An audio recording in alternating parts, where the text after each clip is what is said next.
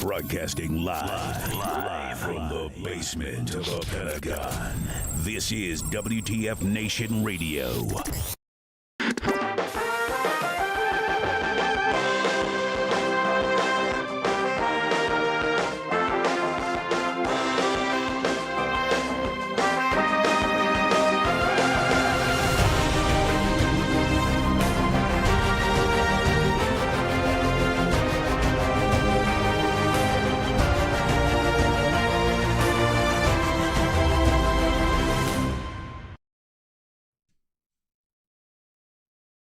Hey everybody, welcome one and all. Today is what, May 28th? Yeah, May 28th, 2024. This is Pop Culture Warrior, episode 171. It's the show where I stay up to date of all the ins and outs of what's happening in pop culture so you don't have to. I am CQ, I am your Pop Culture Warrior. And joining me tonight, our beloved co-host. He's the man in the bubble. He's the Marine with the mouth. Ladies and gentlemen, Mad Mike. What's up? All the enthusiasm for being here. Absolutely all Overly enthusiastic has been how I have been described before. Overly enthusiastic. Quick shout out. Hey, everybody that's watching. Jim, I see you there, bud. Mark, hey, back at you. And Heath, what's this show about? It's my first time. I find it hard to believe, Heath. I really do. Seinfeld, we don't really talk about anything. It's a show about nothing. Joe from Good Night from Cork, Ireland. Hey, God bless, man. Thank you for popping in. You have a good night as well from Cork, Ireland. Is that how the Irish would pronounce that? Cork? Probably not. Cork. I'm not making fun. I'm legitimately curious how to pronounce. I mean, us Westerners would say Cork Island. Anyway, Ireland. Tonight we have no guests joining us, but in lieu of that, which let me just first say, the next couple of weeks we have incredible guests joining us. We'll talk about that more later. But in lieu of that, I don't know. I'm feeling froggy. We do a giveaway. Mark says, serving in Maryland. What part of Maryland? Let us know, man. Joseph, quick, bust out some Crayolas to get Mad Mike in the mood. Yes. Let's highlight that comment because that shit's funny. Right there in the bottom. Bust it out. Just not quite. Sounds like what you have in the bottle of wine. Yeah, figured. APG, that's what? Aberdeen Proving Grounds, right, Mark? There you go. We got Mark, who's in Maryland, Joe, who's in Cork. He says, it's not quite, sounds like what you have in the bottle of wine. Yeah, Cork. So Cork Island. Okay, yeah, that's how we're saying it, right? That's what I was saying. I just making sure, man. I'm trying to be culturally appropriate. I was, trying. Oh, and Heath says, I watched Furiosa. It was a movie.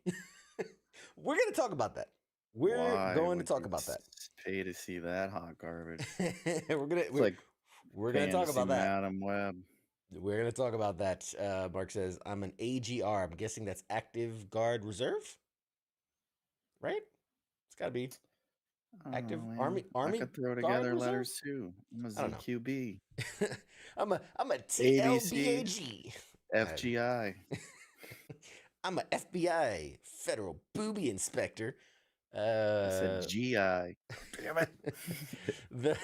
the actual Kingsman says the chin is strong tonight. There you go. The chin. Can you give us like a profile shot? Can you give us a little strong. Just an angle? Can't handle it. Yeah, you crack the lens. Show will stop working. Yes. Active Guard Reserve. There you go. See, I was right. I know letters. So like I was saying, no guest tonight. Can we talk about the Herald and the Purple Crayon live action movie? You make fun, but You had me at purple crayon. It's not. No, it's not that kind of purple crayon. It's not the eating kind. Every crayon is edible. Just because it says it's toxic does not mean it's true. Everything's edible if you try hard enough. I'm just saying. Right? There are some live action things we're going to talk about. Where do we start? Oh, first up, next week, incredible guest, absolutely phenomenal guest, someone I'm a huge fan of. And if you enjoyed the series Heroes, you'll be a huge fan of too. Greg Grunberg is going to be joining us next week. He famous for Heroes, famous for he was one of the pilots in like Star Wars. He was one of the like the Red Ranger one. I don't know, whatever the hell they called themselves. One of the pilots, you know, like Red 1, Red 2, Red 5, Hot 6. I don't know. But yeah, he'll be on the show. What? Hot sex? Hot Is 6. that your pilot name? Hot sex? You left the butt out there. Hot butt sex coming in. Oh God. Anyway, Lubed and ready to go. What? Why did we let this guy in? We're that desperate for people? it's the Navy, man. It would fit right in. Anyway, Rebels. Everyone gets in. rebels. Let's see. Scott says, I didn't miss the giveaway, did I? No. We'll do it second hour after the break.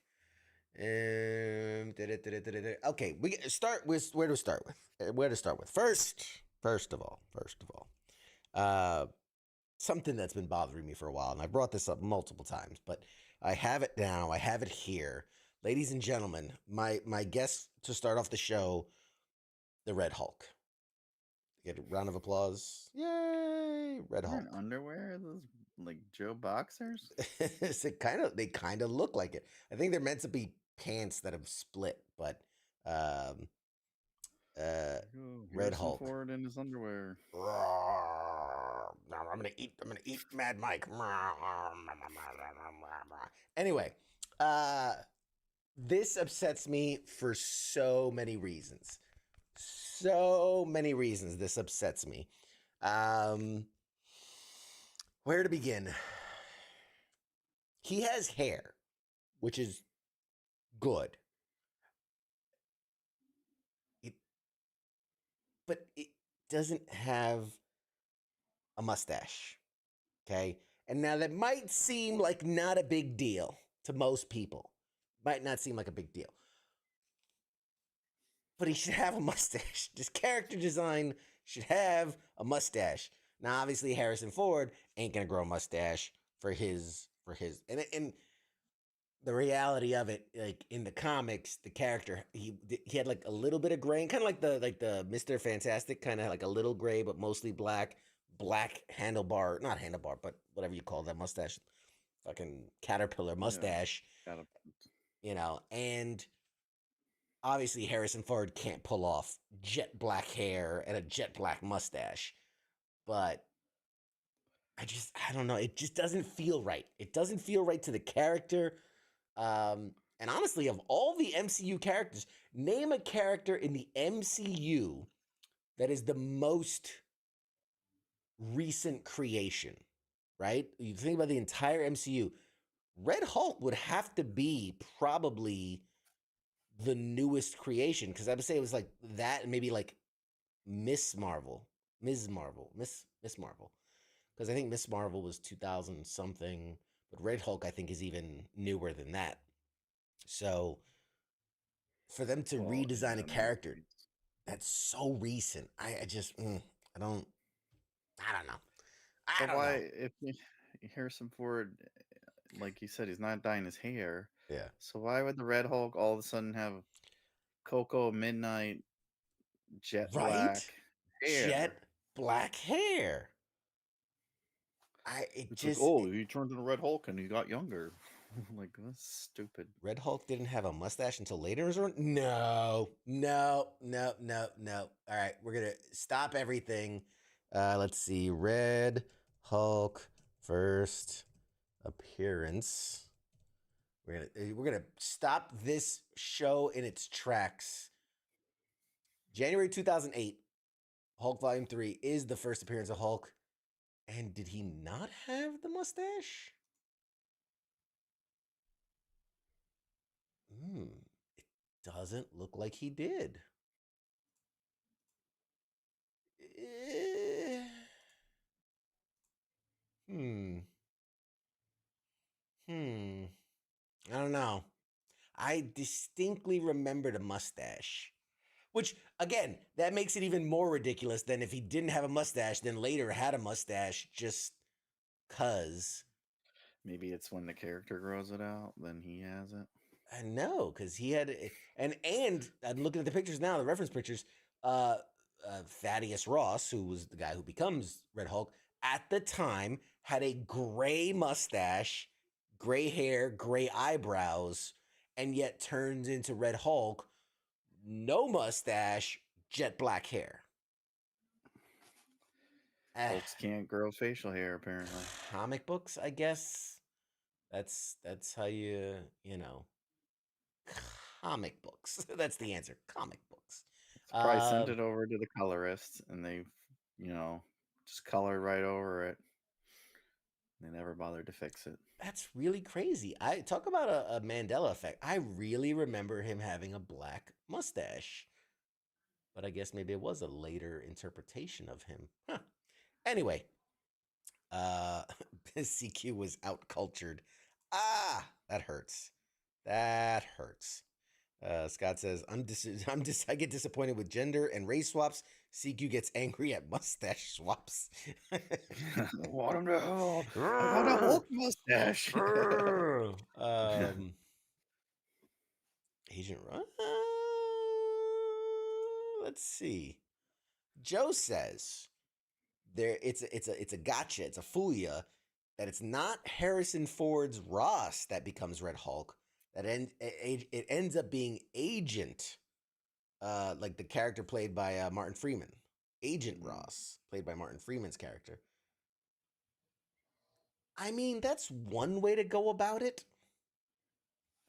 I don't think you would, though. Because they're not going to keep paying Harrison Ford to be in the movies. I mean, guy's only going to do like one or two, and then he's got to make another shitty fucking Indiana Jones movie to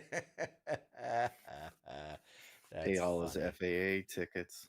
Oh man, that's funny. Yeah, I mean, I stand corrected.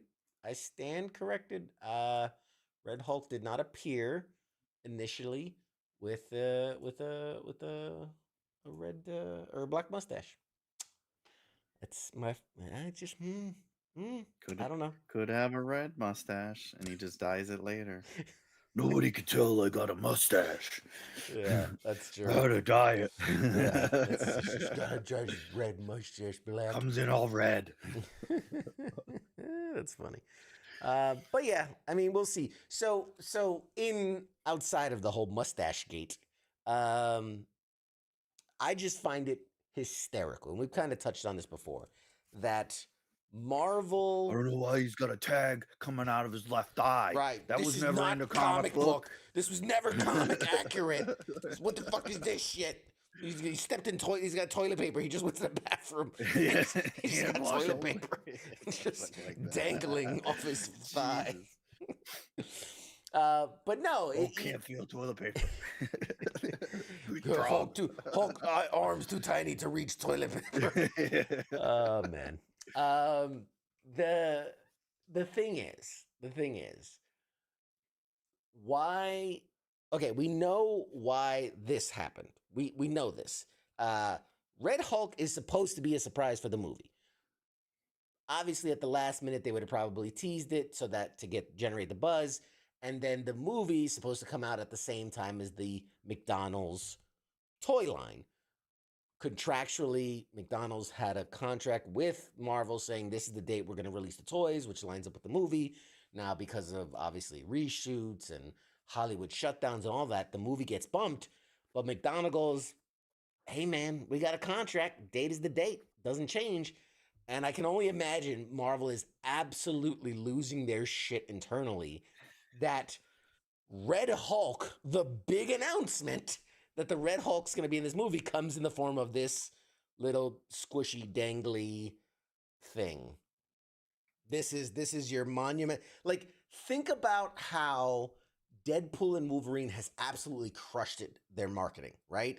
Little tease here, you got your dog pool, right? And then in another tease, oh, what's that? Like some of the old X-Men characters. Oh, what's that? We got the TVA, like nice little just morsels to get you whet the appetite, right? At first, we didn't see Wolverine in all his, then we see this suit. You know, they're still hiding the mask. We know the mask is going to be in there. It has to be in there. But they're hiding it, right? They're giving us little by little. Imagine if, like, they're like, hey, the new Deadpool movie's coming out. And, like, before anything's announced, like, there's a Wolverine plushie, you know, with the Deadpool tag on it. Like, and you're like, that's how we find out Wolverine's in it? You know? So, anyway. Those are, like, terrible interpretations, too. It's like they had blind people design them or something. I don't know. They're always like super bad, and it's like, why? Who signed off on this? No.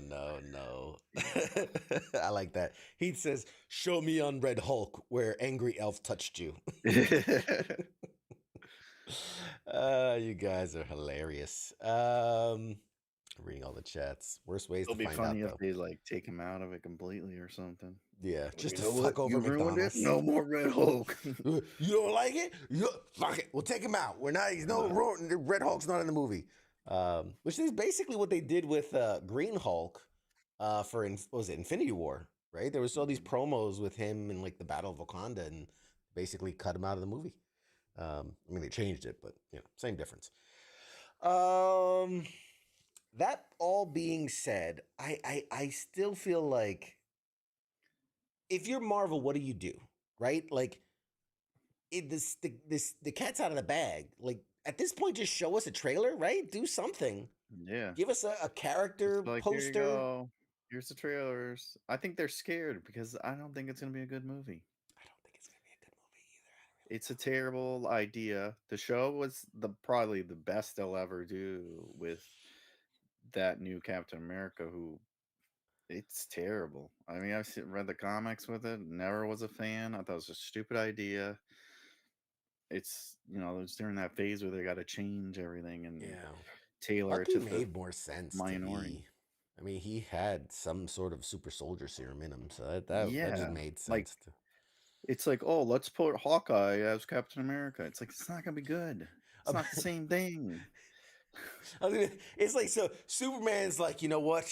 I'm gonna hang up the cape.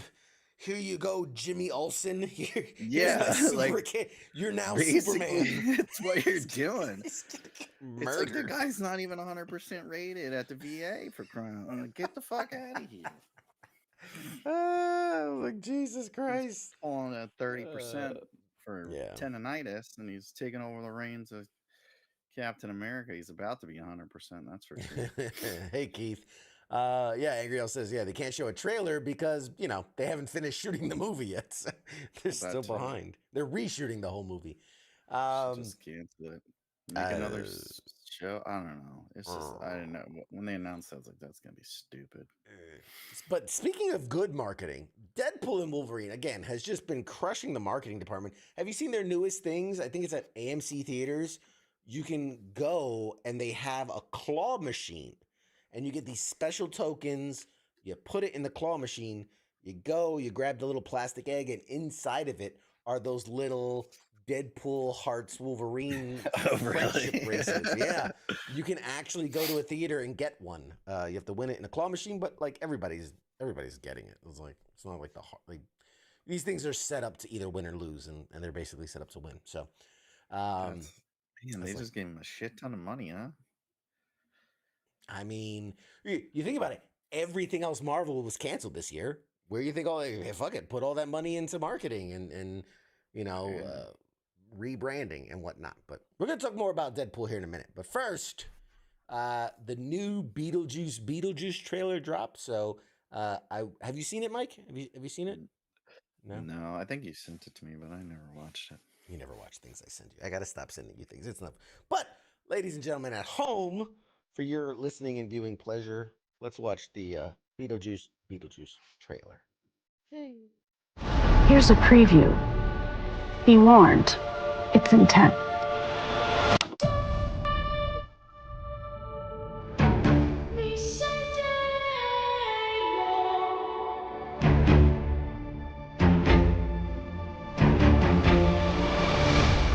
Can't believe Grandpa's dead.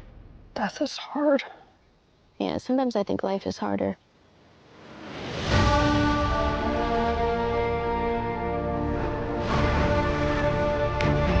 When I was a teenager, a trickster demon terrorized our entire family and tried to force me to marry him.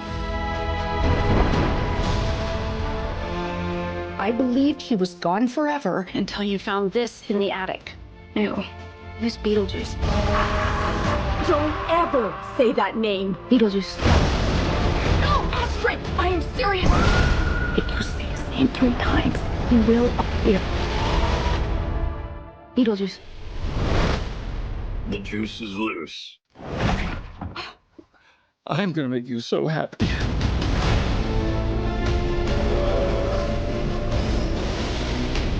The living. The dead. Can they coexist? That's what we're here to find out.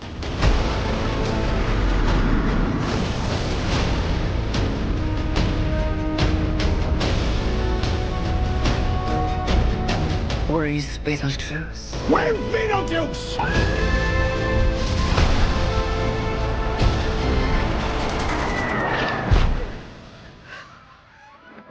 Beetlejuice! Feel free to express yourselves. Don't be afraid. You're a figment of my imagination. Really? Is this a figment of your imagination?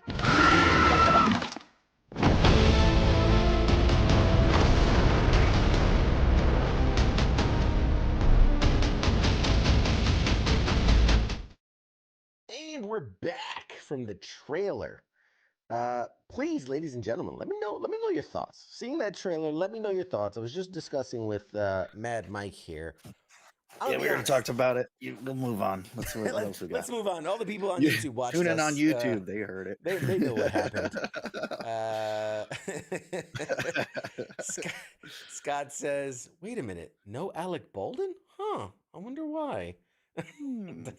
That's Nobody wanted too to get soon. shot in the face. That's Too soon. why. Too soon, man. Too soon. Tim Burton's like, not today, Alec. Not today.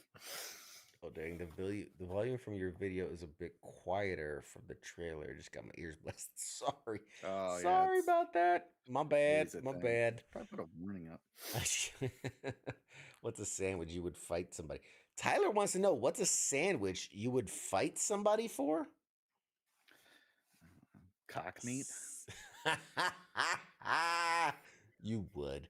I'm trying to take it serious. What's a sandwich I would fight somebody for? Man, I don't know of something that's so damn good that I'd fight somebody over it. Right? I'd have to be like starving. If I'm starving, I'm not going for a sandwich. Billy says peanut butter and bacon. I don't know about that. I guess. I'm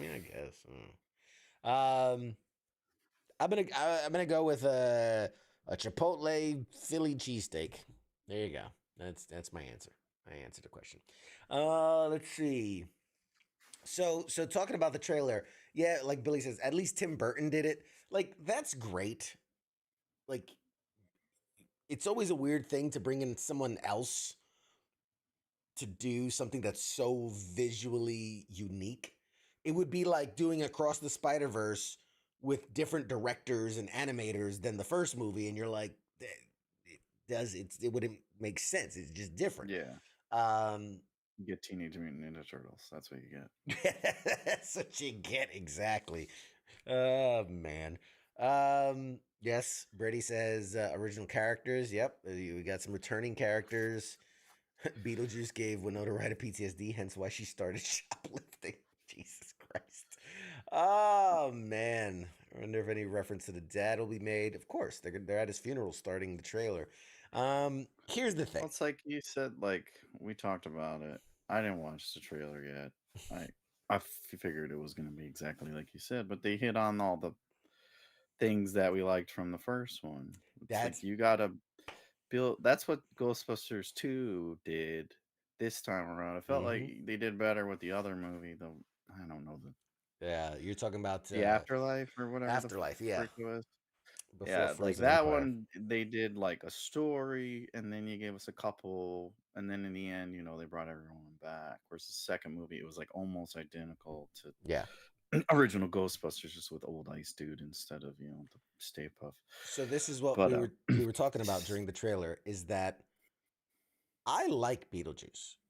I like Michael Keaton. I like Tim Burton. I like all the pieces of it.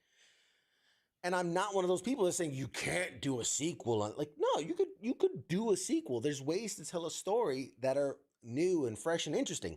I think Ghostbusters Afterlife was a great attempt at that, where it's like, yeah, there's nostalgia in the material, but it's not a nostalgia fest. It's not a, hey guys, look who we got for you. Remember this thing and yeah, that guy? Like it was meant to tell a story while sprinkling in a little bit of the nostalgia. And then again, Frozen Empire being the very mirror of that, which was like all nostalgia and very little story. I feel based on this trailer alone, right? Because all we can base it on is what we've seen. Based on this trailer alone, every gag is from the original, right? He does the face reveal, we do the sandworms, we do the whole Beetlejuice pause, Beetlejuice, like all the, he does the zip it and and it locks the mouth, like all of it, all exact same gags. And to make it worse, the one thing that screams to me that it's not going to be good, and I hate to say it this way, all the cameos.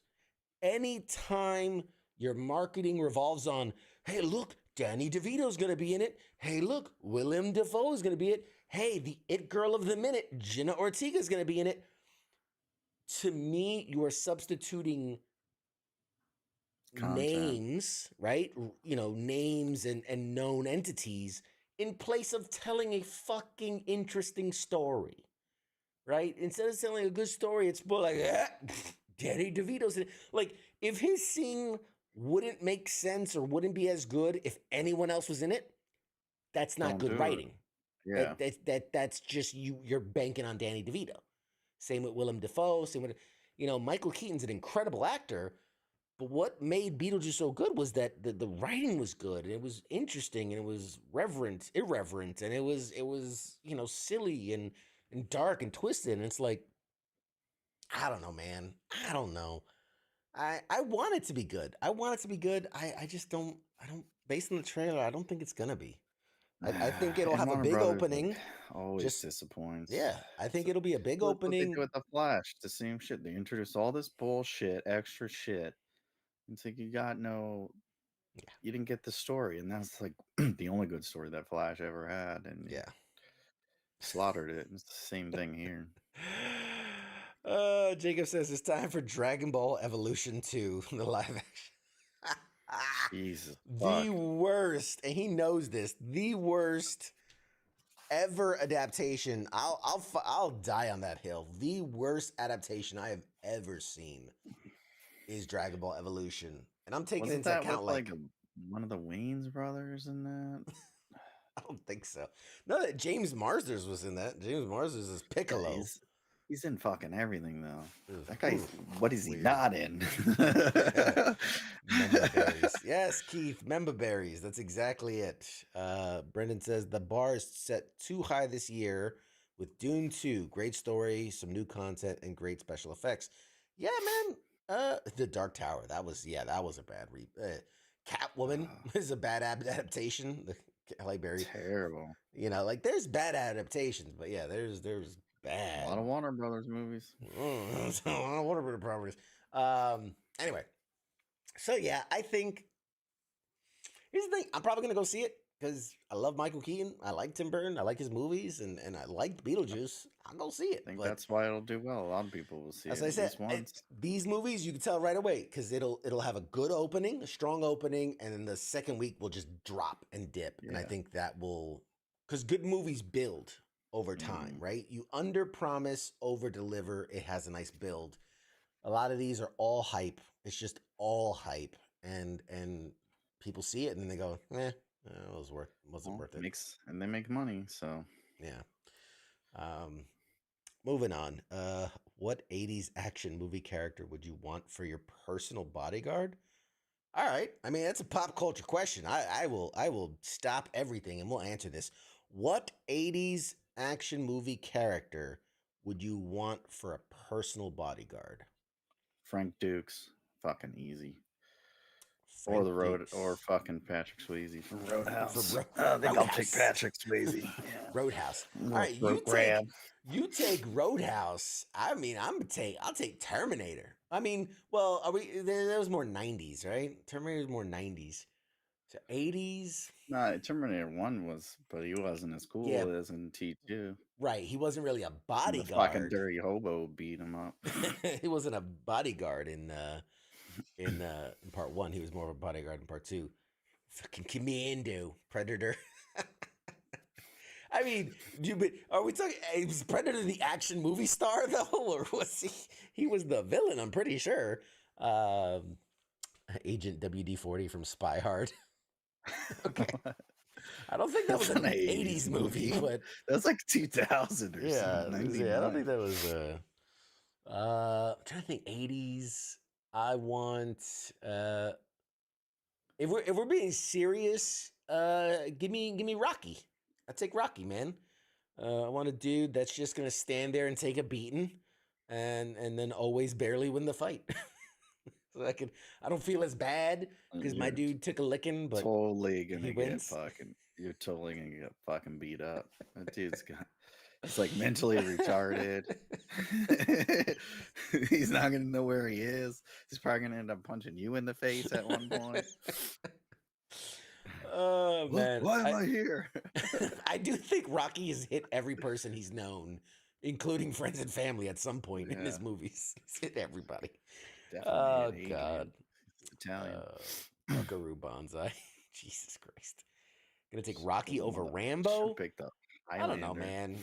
See, that's the thing. Rambo would scare me. Rambo would scare. That dude is liable to snap at any moment. Really. Just kill everybody. He's fucking stolen valor. Dude was like in the rear, like handing out like the Rambo was a whatever. Mechanic. He was motor T. He was goddamn. He was a supply clerk. Yeah. Never even deployed. Never use a bow and arrow in our life. Weren't even trained on that. Van Damme. This is the fucking stupidest thing. Van Damme from Bloodsport. RoboCop. Okay, RoboCop. I mean, That's Frank Dukes. I said that.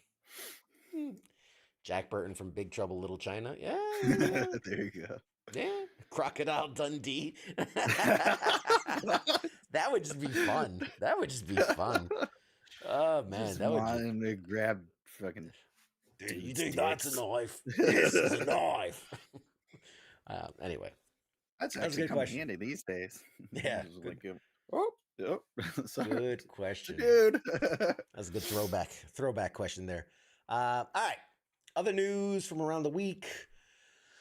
Reacher, which big fan of the show, great show. Season 3 has already gone underway. They're filming, and for those that don't know, I think this book is based on, oh God, what was it called? This every season is based on one of the books, and I think the book was called Persuader or something like that. I forget the name of the book, that version of the book. But anyway, a lot of people were nervous because when it was announced that was the season, or that was the book that this season was interpreting, they're like, well, kind of the main antagonist is this character named Paulie, who in the book was described as the Dutch Giant. Now, he is a formidable foe because in the book, he's described as like being, I think it was like 10 inches taller than Reacher, or like 6 inches taller, 10 inches wider than Reacher, which, I mean, if you've seen Alan Richardson in Reacher, he's a big dude. So, but fear not, because I'm gonna share a picture here. Let's see if I can pull this up. Where did I leave it? Where did I leave it? Split screen, full screen. There it is. Share your home screen. Now you see. New pick. Got it. You stop it. Move over, Alan Richardson, the Flying Dutchman. The Flying Dutchman. My new home screen. So anyway, the upcoming third season Reacher is set to adapt one of the most popular novels in Lee Child's Jack Reacher series, officially including one of the franchise's most popular villains in Persuader, the 7th book in the series. It's set in Maine and pits the titular hero in the middle of another massive conspiracy. This book also features a character named Paulie, perhaps the only antagonist in the entire series that towers over Jack Reacher, who's an enormous dude. So star Alan Richardson is already a mountain of a man, so fans have been curious to see who could land a believable role of Paulie. Well, ladies and gentlemen, let me introduce you to who will be the guy, and it is bodybuilder Dwayne the Rock Johnson. Dwayne the Rock Johnson. No, playing a Dutchman. This what can he not do? The Flying Hawaiian for this season is like what? No, it's bodybuilder Olivier Richers. And if you're not familiar with him, you would have seen him in different things. Remember Black Widow? They're filming the prison scene, and Red Guardian's like fucking dominating dudes, and then you see that one big dude show up, and you're like, oh shit, maybe this will be, but he just like snaps his arm. That was him. Here's a picture. Now, I'm gonna preface this. He's standing next to Kevin Hart, who is notoriously small stature, but still, here is an image of our guy standing next to Kevin Hart, who Kevin Hart doesn't even reach his shoulders. He is 7'2", 7'4". Okay, here it is. 7'2", over 300 pounds. This dude is massive. And in the book, it described the character Paulie at least 6 inches taller, 10 inches broader, outweighing him by 200 pounds. So while Richards might not have that kind of weight advantage, he certainly looks like he's somebody that could take on Alan Richardson, who's, I believe, 6'4"? I want to say he's 6'4". 2. He's only 2 something, so he's about 100 pounds heavier than this guy. Yeah. So he's 230 or something. That's a big man. There was a picture of him. You got to find it online. There's a picture of him trying to sit in a normal airplane seat, and his hips. He sits on top of the handle, like you have the handrails on the side of you. The what do you call those? The armrests. He can't squeeze his massive hips in between him, so he sits on it, and he has to tilt his head because it's interfering with the closed overhead luggage bin. He is a massive, massive, massive human being. That's just a lot of man. That's just a lot of man. That's a lot of man. Phil says, I'd like to see him holding Kevin's phone over his head going, haha, you're too short. Yes, Ursa Major. That's correct. He played Ursa Major. He had a couple roles. He's also he's going to be in the new Borderlands movie. He's filming in the new Borderlands movie. I want to see if I can get him on the show, but now he's a big star. He probably can't come on this show. But it's funny, man. I saw a picture of him cosplay. He's a big nerd, believe it or not. He's a big nerd. Video game guy, big nerd. He went to Comic-Con dressed as Kratos. So he shaved his head, had the big beard, all spray painted, really good cosplay. And it's just there's a video montage of him taking pictures of people, and they look so tiny. Full grown adults look so small next to him, which is awesome. I love it. His arm is the size of Kevin's head. Bigger, absolutely, bigger. So yeah, needless to say, I'm looking forward to season 3. I think it's gonna be great. I think they found the perfect guy, and I think it's a good choice because in seasons 1 and 2, seasons 1, we got to know Reacher and know his skills, right? And season 2, we got to see him as part of a team, and his kind of like the detective skill, like the Batman detective skills kind of came to play. And we've now built an idea that, like, wow, this guy 1-on-1, 2-on-1, 3-on-1, he's unstoppable. So realistically, you need to put him up against someone who is just physically imposing. You know, not just a big guy, but like two big guys on one on top of the other guy's shoulders, kind of big. And I think that's the perfect get for that. So I could just watch any of the Tom Cruise movies. It's the same concept. I saw a picture. It's like Kevin Hart battling that dude. That's what we watched first. Oh man.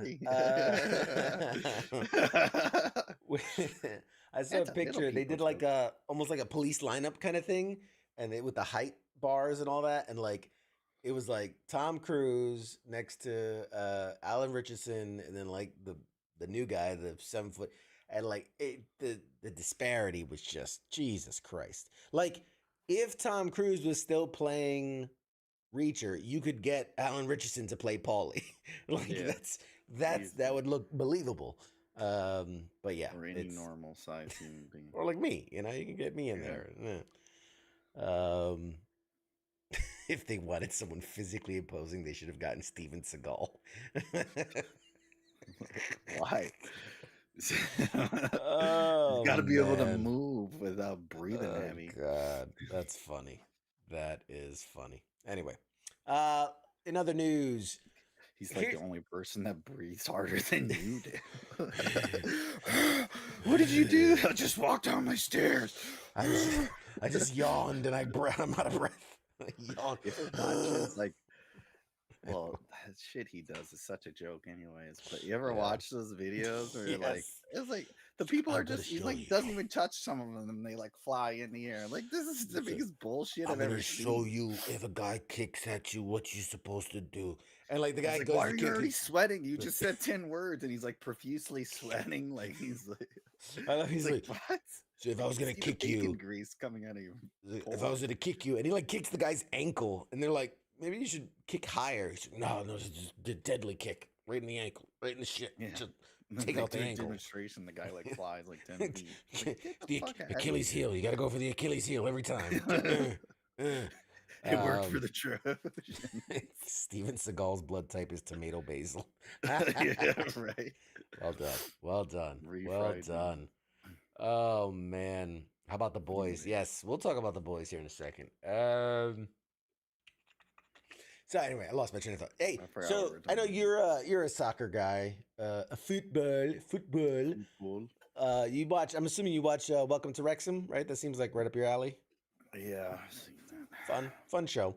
I'm not a soccer guy, but I find it fascinating. I find they do a really good job of telling a narrative, a story.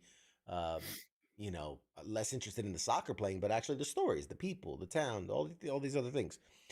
In the most recent episode, funnily enough, they had to blur a lot of it out because they were in London. Ryan Reynolds was filming Deadpool 3, Deadpool and Wolverine, and he had his buddy Rob McElhenney come to the set to film a cameo. Now, they had him in a big coat and everything's blurred out, so you're not supposed to really be able to see anything. But somebody let a little zip slip, and you can literally see Rob was wearing the TVA armor underneath his cloak.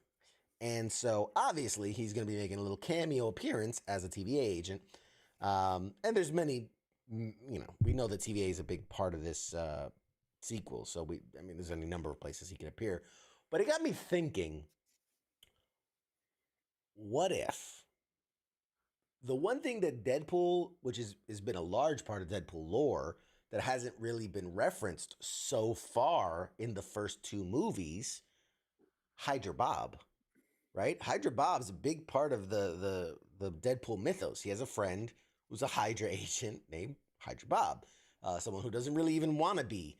And there was that one scene in Deadpool 1 where he's fighting all the agents, all the people, and like he lets the one guy go.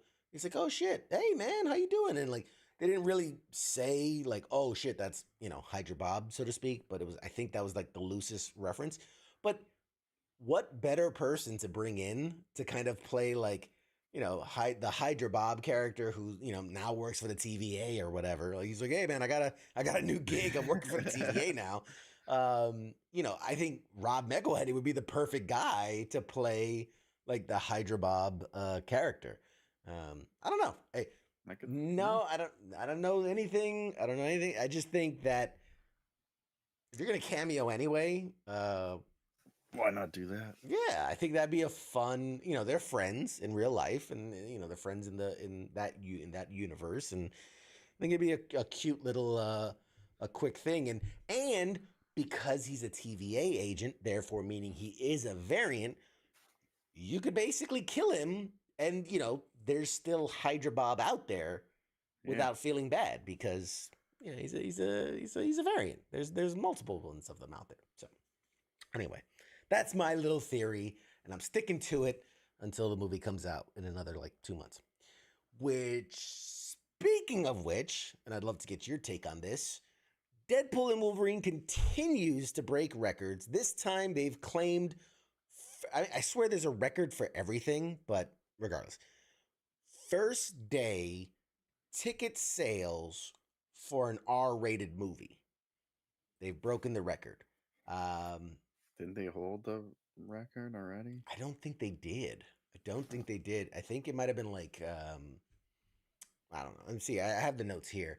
Has already. So in just one day, they've raked up between $8 and $9 million in ticket sales. In just the first day the tickets went on sale, 2 months before the movie is available, which is absolutely wild to think that. I mean, well, I don't know. What is what it, sure. I don't think there's gonna be a problem getting tickets. This isn't like the old days where like you had to camp out, to see the first. Like, there'll be ample opportunities to watch the movie. There really will be. Well, not if you're like one of those old people that still goes to the theater and buys your tickets. What do you mean? What do you mean? I got to pick out my seats. It's like, okay, guys, fucking calm down. All right, been like that for 15 years now. Oh, man. Every time that's the person in front of me, I'm like, we're trying to get a large popcorn. The fuck do you not know they have to pick your seats out now in the theater? And that same asshole goes and sits wherever the fuck, and it's usually in my seat. Yeah. Anyways, Yeah. I had to rant. Yeah. Yeah. You good? You feel good? Yeah. There are still theaters that are open seating. There are still. I think the majority of them have moved towards the trash. seating. Nobody goes to them. That is true too. Marvel fans know that this is the only big MCU release in theaters this year, so they are apparently planning accordingly because they are selling out those tickets fast. I don't know. I don't know. I'm trying to wrap my head around. Do you really buy your tickets 2 months in advance? It's too many unknowns for that. There's so many unknowns. Like, and don't get me wrong, I want to be a guy that I'm like, I know what day I'm going, I know what time I'm going. Like, I look forward to this movie. I want to see this movie. But 2 months, that's ridiculous. I mean, I don't even know why put. I feel like such an old man when I make these, but I'm like, why even put tickets on sale 2 months in advance? Right? Do you really like? We don't know if anybody's gonna come see this movie. We better put them out 2 months in advance just to see if anybody will buy one. Like, yeah. Well, they're trying to like sell as many as they can. So they figure, if we put it out early and we get pre-sale, we start telling people like you, we already sold 9 million worth of tickets. Other people are going to go on and be like, I got to get my tickets now. They're all selling out. I would love to see a study done where, I don't know, man, I don't know how you would do it fairly, but like half the country gets 2 months early release and then half the country gets 1 month early. And I really want to know, is the total number of tickets sold different? realistically, right? Because if you bought your tickets 2 months in advance, you're going to see that movie come hell or high water. Would you not buy that ticket 1 month in advance if that's when they released them? Like, Yeah. I don't know. I don't get it. I don't get it. I don't get Honestly, it. like most people wait till the last fucking. This is America. That's what we do. We wait till the last fucking second to do anything. Look at all our wars we're in. Last possible second. Like, no, we're not ready to go in yet. The comments never fail to disappoint. We were talking about how like random records. So Jim, he's got a record for first day ticket sales on a Tuesday with a full moon after the sun goes down for half of Japan after Betty White died for an R-rated movie. That's Like, number one ticket sales. Deadpool like that's crushing it. yeah, like that's. I want that on a plaque. I'm like, That's because I am the gave them all that number one marketing money. host. They don't know what to do with it. Let me say something. I have the record as the number one host for a military affiliated pop culture talk show after serving in the Army, in the Armed Forces, Army Airborne Infantry, Purple Heart recipient who also shot off a middle finger in combat and is co-hosted by an asshole. Like, I hold the record for that, and I'm proud to Tuesday say nights. on If we were Tuesday on nights. Wednesdays, we would have some hot competition. We have some competition. There's on a reason we're on Tuesday. on a weekend, like a normal show, instead of a weekday, like normal Nobody people. watches shit on the weekends. I don't know. I feel like people watch more shit on the weekends, but whatever. I don't know. But yeah, I don't know, man. I don't think it needs it. I just don't think it They're needs just it. trying to like get their money early to make Yeah. other. Pride of put in more Red Hulk. I don't know. They need money. They ran out of money They need to digitizing. put the mustache. They heard your complaints. They need those pre-sales to draw on the fucking Yeah. mustache. They're like, Red listen, Hot. for us to put a mustache on this guy, it's gonna be about $8 to $9 million. $15 million. We don't have it. What do we do? And some guy's like, well, if we put out pre-sales for Deadpool now, 2 months in advance, are you crazy? No one will do it. I'm telling you, sir. They'll buy it. They'll buy it. Guy's a fucking genius. This guy's a genius. Promote him. Promote ahead of peers. Let's see. I never ran into that selected seating shit until I moved to Texas. New York doesn't do that nonsense. There you go. Scott says we're pre-ordering movie tickets now because it worked out so well for the game industry. Yeah, fair point. Jim says, don't buy tickets, buy a reflective vest and a ladder. That's true, man. I've seen that video. Like, they had this video of these guys that they're like, we just wanted to see if we could just walk into any theater. They would just hold like a ladder and a clipboard, and they would just walk in and out of all the theaters. Like, nobody ever stopped them because, like, who carries a ladder if you shouldn't be there? Like, They're all 10-year-olds, or they're like crippled. They're like, not gonna do shit. They don't give a fuck. That's true. The college students have money now before they fully go on vacation and not work, or they work an unpaid internship. Yeah, I guess They got tax all them while they that have money. student loan for debt they don't have to pay off. Yeah, Fuckers are rolling in cash. get the parents before they're in all like the summer programs, and like kids are costing them thousands of dollars on camp and pool, gym access, and classes, and yeah, get them while they have the money. Heath wants to know, I wonder if your finger and Radar's toe are chilling somewhere, thinking of all the good times. Yes. I've often thought about that. Radar loses his toe and a goat's asshole. That's same goat too. Same goat. Are.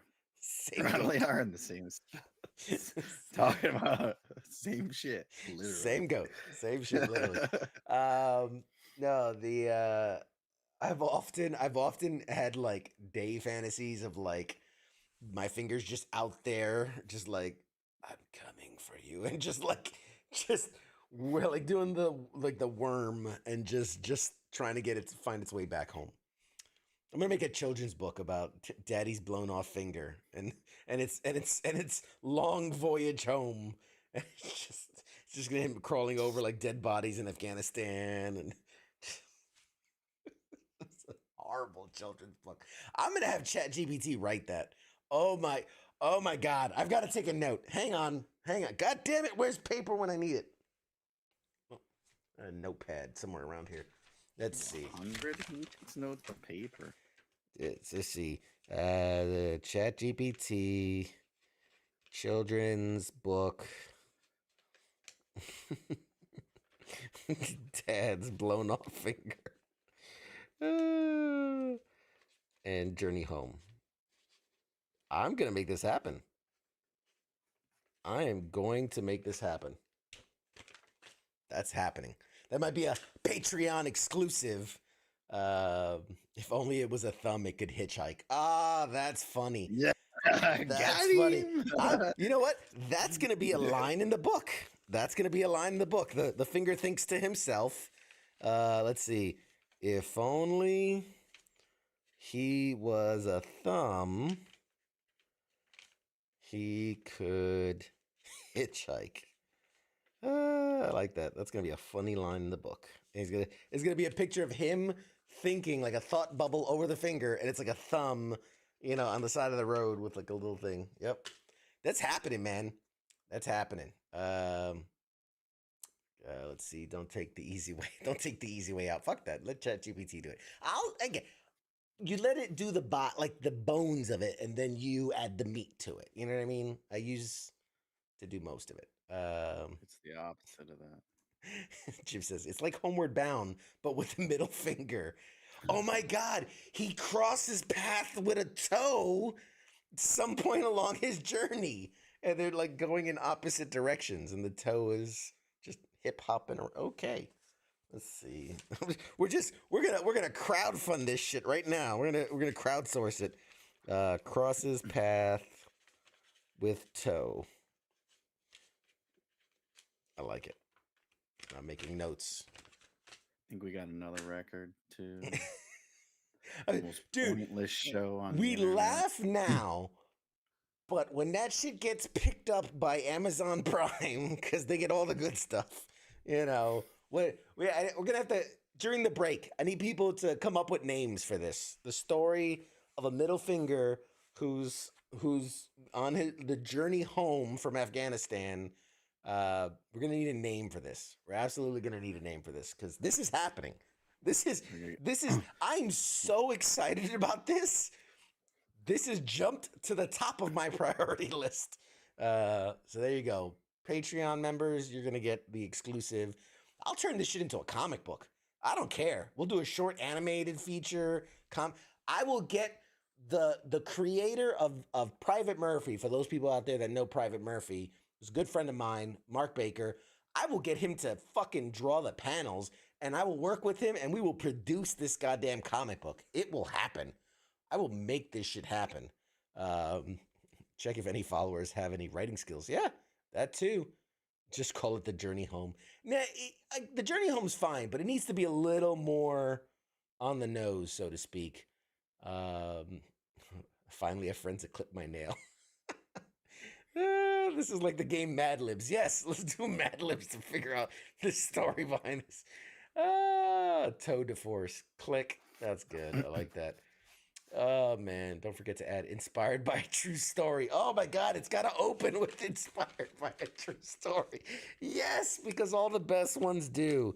Inspired by a true story. Because you know what? That shit sells, man. That shit sells. We'll get Kevin Hart in it. He'll do anything. Kevin Hart will play the toe. It's going to be a black toe.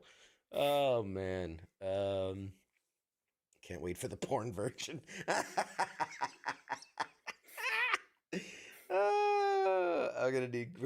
adding all of you to the credits. All of you guys will be in the credits. Flipping the Bird for Freedom, the homeward journey. It's not bad. Not bad. Feel like we can do better. That's not bad though. I like that. We'll take a note of that one. But anyway, speaking of a break, I think that's a great place. We're gonna toss to a short break. Let me and Mad Mike here use the bathrooms and refill our drinks. Yeah, keep spitting out those names, man. Keep spitting out those names, man. Phalanges of our fathers. Oh, that's good. Oh, that's phalanges. Phalanges of our, instead of flags of our father, right? Phalanges of our father. Oh man. Yes. The start of the movie is your finger chasing after a medevac. I mean, yeah. Yeah. Uh he has to blend in. He has to put on little Afghan clothes so he can blend in. As he's just he's just wrapped in a beard. He's got a beard. Like, he's what the got a fuck? beard. It's knuckle hair, right? It's like, cause I mean, look, I got knuckle hair, bro. That's beard. That's beard right there. Walking around like Durka, Durka, jihad. Put a little I speak sandal on perfect. his nail. He put a little sandal, bro. This is happening. This is happening. I'm just telling you. Anyway, we're gonna toss to a short break. Keep the names coming. Keep the ideas coming. If there's any really good ones, we'll hit them after the break. And we got to do a giveaway tonight. I'm in a good mood. We're gonna do a giveaway tonight when we come back from the break. Also, I'm gonna open the phone lines. Fuck it. Let's open the phone lines and we'll take some callers. We got a couple of other stories we can talk about too. Specifically Furiosa. We got to talk about that because that shit is just. I got things. I got thoughts. But anyway, we're gonna go get Mad Mike here, an energy drink because he's fading fast. You're just talking about your finger. Like, fucking boring. Okay, last one, bro. His headband is a tourniquet. Like he has a little mini tourniquet, and it's a headband. That's good. I like that.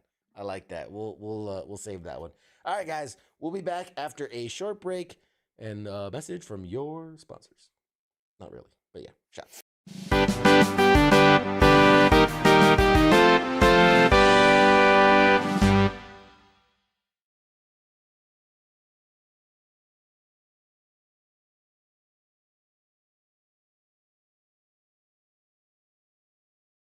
You're listening to the sounds of WTF Nation Radio.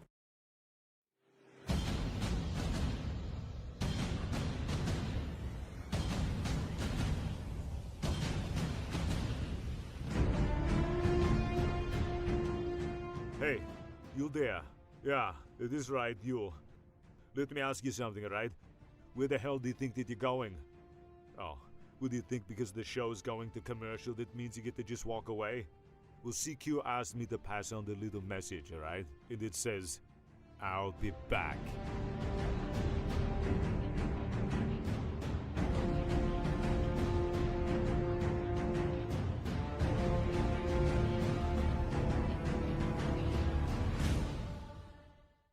After all I've done, do you love me now? Do you love me now? After all I've said, running through your head, do you love me now? Do you love me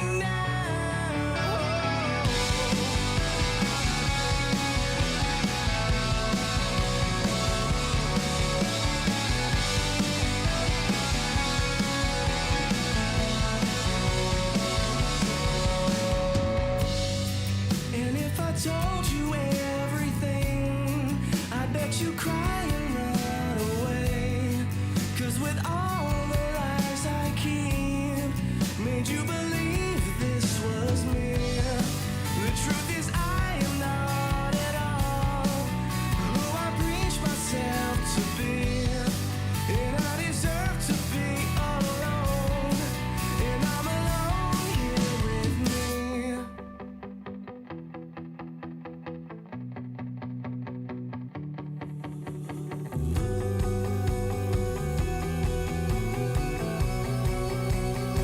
And after all I've done, do you love me now? Do you love me now? After all I've said, running through your head, do you love me now? Do you love me now?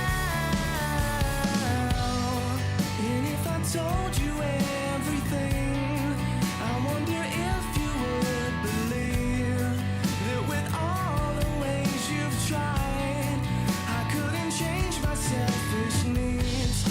And with endless love from you, I took for granted everything. And I deserve to be alone here with me. After all I've done, do you love me now? Do you love me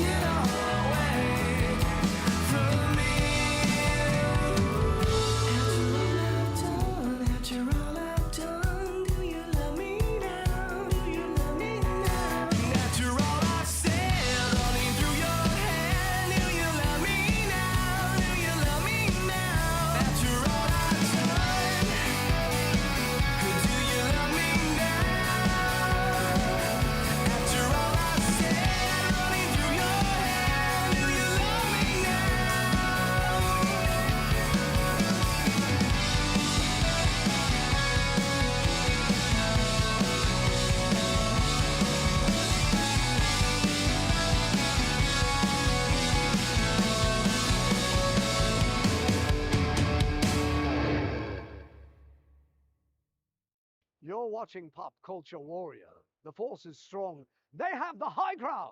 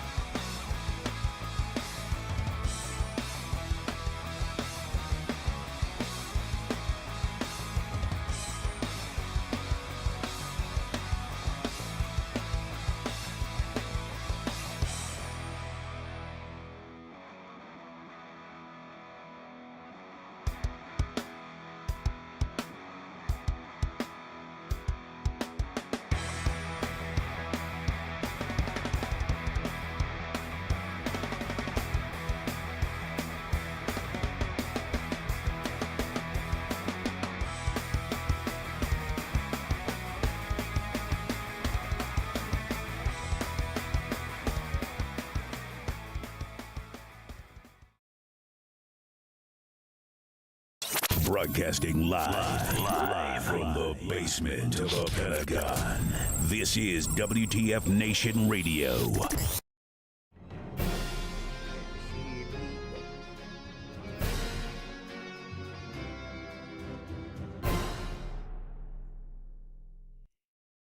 Hey, everybody, we're back. We're back. I've been keeping track of your guys' chats in the background. Some good stuff here. We're gonna hit a few of them. Let's bring back Mad Mike. I do love headband as a tourniquet. I do love that. JT, full metatarsal. I love that so much, but I feel like it'll go over so many people's heads. That's the one problem with it. I love that that is so good. Full metatarsal instead of full metal jacket. I just think that a lot of people will not 30% of our population has an IQ below 80, so yeah. I thought 30% have an IQ above 80. No, it's below. Oh man. I like that the finger goes through a Martin Sheen Apocalypse Now breakdown. That's great. Journey to the middle of the fist. Okay, that's not bad. So will the finger have to fight off ISIS fingers? That's a great question. He might I wonder if he's gonna come across any hostiles. Or I'm thinking like if anybody saw Guy Ritchie's The Covenant, I'm thinking a journey kind of like that, where less like, Black Hawk Down, gotta fight my way through the streets kind of, more like, I'm out there and the only way back is gonna be to blend in and kind of like work my way through, kind of, less Rambo. You know what I mean? It's like, I'll just kill everyone who gets in my path. More, more realistic. Like a real Finger would, on his own survive in the, like a real Finger. Yeah. Durka. Like Muhammad a real- Jihad. And the premise is so stupid, but I love it. Oh my god! I don't know. I might have just lost my mind, but this really tickles me, and I'm gonna start working on this tonight. Like I kind of want to get this episode over with so I can start working on this because I have my note here and I'm like, this is gonna happen. This is really gonna happen, and I have all of you to thank for that. So thank you.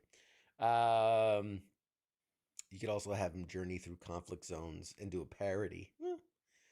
He could. This will hold up a mirror to society and stand as a stark contrast, a reminder of the human condition. I don't know.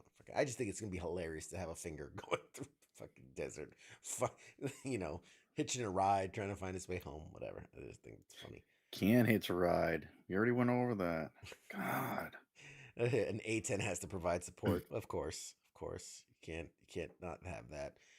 You could also have him journey through conflict zones. Oh, I read that one already. He could get a manicure at some point. Oh no! Oh, that's a G-bed, a glove-borne improvised explosive device. Oh, Jesus Christ! Oh man. He survives Ukraine only to end up in Gaza, then ends in a prison wallet to make it to France. Oh, Jesus Christ. You guys are awesome. I love it. Keep them coming. I love it. While we do that, I'm going to go ahead and open the phone lines. If anybody out there wants to give us a call and chat with us. Let's see. Where's my call-in button? There it is. Phone lines are now open, 415-889-8367. Gets you right to me, and and we'll bring you on the air. We'll chat with you, whatever you want to chat about. It doesn't have to be what we're chatting about. Whatever you want to chat about. That's the whole point. I want to hear from you, the viewer. I want to hear what makes you tick. What are you thinking about? So, anyway, I don't think we want to know. It's never eventful. I'll turn my mic off. Don't worry about it. There's a reason why these people don't have a show. I'll turn him off. I'll mute him. You don't have to worry about him. Don't be intimidated. I'll go to bed. I don't give a fuck. Don't be intimidated by Mad Mike. You call me. We'll chat. I want to take the Frasier talk line. Call me. And tell me what's going on in your life. Call me now. Why does he have a Jamaican accent already? Why is Miss Cleo all of a sudden? Call me now. Oh God, we're gonna get canceled. Jesus Christ. Oh, we're gonna get canceled. All right. Well, while the phone lines are open, my next thing I was gonna talk about is this whole Furiosa Mad Max saga spin-off prequel. You mean the people that are trying to steal my name? Fucking assholes. Mad Max, that Mad Mike. Using my popularity to draw attention to their shitty movie. Yes, that's exactly it. Fucking That's exactly it. Australians. That's exactly it. I understand that Mad Max, the original, was like, Popular in the 80s when yes, it was a everyone pivotal was- moment in cinema. It's considered a everyone was coked classic. the fuck out, and they did some wild shit in the 80s. Yeah, they did a lot of cocaine.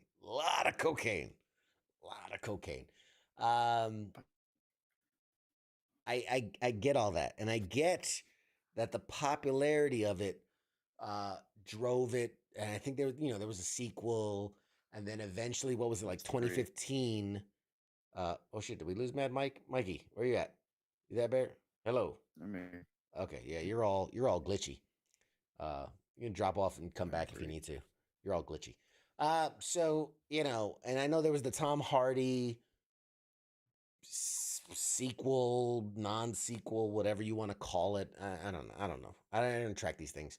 And now Furiosa is a spin-off prequel of that movie about the chick and all. I get it. I get it, but like, I want to know like who's asking for these things, right? Like, is what I remember when that movie came out and it did okay, but I don't remember people like, oh my god, I must know the backstory of this character. I don't know. I don't know. I don't get it, but it is what it is. Anyway, long story short, to say that the movie came out this weekend. Hey, we got Mad Mike Mike. Welcome back, Mad Mike. Mike. The movie came out this weekend, and it did finish number one in the box office against the new Garfield movie, which, I mean, don't even get me started on that. But here's the problem. It finished number one at the box office with a reported 3-day Memorial Day weekend of $26 million, which is not a lot for a big budget holiday release movie. It was reportedly budgeted at $168 million for just the movie. We're not talking about the marketing, which they've done a shit ton of marketing for. So you're probably at like the 300 million range plus marketing. And the sad thing is that they barely beat the Garfield movie because the Garfield movie pulled in 24 million. So they squeaked over the line of beating the Garfield movie that nobody cares about. It's so bad. Garfield will pull ahead for sure. So here's the fascinating thing is that makes Furiosa the lowest grossing, with his track as a record for everything, lowest grossing Memorial Day weekend winner since Casper in 1995, which made $22 million. It's been 30 years more. 31? 30, 29. 29, 30 years. If that doesn't tell you something is wrong, that you can take a sequel, highly anticipated sequel, with stars like Chris Hemsworth attached, action-packed blockbuster, AAA budget, drop it on Memorial Day weekend, which is a big, holiday weekend for going out and whatever, and it is the lowest earner in 30 plus years. So I don't know, man. What do you? It's not. Nobody wanted it. Like, dude, it's stupid. It's a spin-off. Like, even the last, like, Fury Road, everyone was like, oh, it's critically acclaimed. It's fucking hot garbage. They completely went away with what was good with Mad Max, and they went with like shit from the third movie with like was it Whitney Houston or Tina Turner. It was like odd and like nobody liked it. Like the only thing everyone remembers from that is the Welcome to the Thunderdome, bitch. Like, and that's not even what they said in it. So it's like fucking, and you're doing all this shit with the weird characters like from that one. It's like, no, like it was a story of like survival and the wasteland, and you could kind of relate to Mel Gibson's character and shit, and you did all this odd like desert water world is how I look at it. It's like stupid and ludicrous, over the top, like and you're like, oh, this is what people want to see. It's like, no, I don't want to watch desert trannies on steroids. Like, get the fuck out of here. Okay? I don't want to fucking listen to techno music in the desert either. Like, and I'm not going to pay to go watch it. Meets death metal, desert warfare trannies. And it's like, oh, before you call me Furiosa, these are my pronouns. Get the fuck out of here. That's Mr. Furiosa. Yeah. It's just not. No one wanted it. It's not relatable. Like, I can't believe that guy's still alive. I thought. I thought he died a long time ago. So So that's why it did shitty, and there's like no other movies out. Like, yeah, honestly, surprised I forgot I didn't know Garfield was out, but yeah. I thought So If or whatever would have done better than yeah, both of them. if was out there, but that apparently not a lot of people like. But the predecessor, which is Fury Road, 2015, that was Tom Hardy, Charlize Theron. Funny enough, that opened at number 2 behind Pitch Perfect 2, the sequel.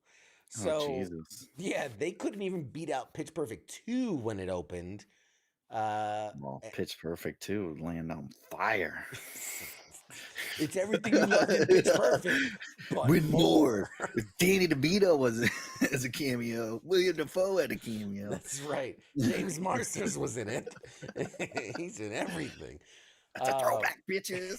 God, So yeah, so that opened at number 2 with 45 million. And they're like, let's make another one. It's like and you're gonna pay all these like Hemsworth and stuff, and really like, did they film it in Australia? Like, I don't know why Hemsworth like signs on, and he's supposedly gonna be quitting movies, and like this the garbage you want to be remembered with. If I'm not gonna do movies for a while, I'm gonna make sure I'm doing quality shit. Gotta do some I think they do it because like the Scorseses. name, yeah, like that direct. Oh, like I did a movie for Romero or whatever. Yeah, Like, you gotta do Marty, you gotta do Spielberg, some that caliber. you don't always got to do it. I mean, look, you could do a movie by what's his name and get molested by him. Well, there's a great story about Woody Allen. Woody Allen. Woody Everyone Allen. will work with him. He's like No. a child molester. Yeah, there's a great story about Matt Damon because he had said he was going to take a break from acting, and then came back for Oppenheimer. And so he told a story where he goes, I had an agreement with my wife. We were going to take a break from acting. We were going to just, sit back, relax, family time.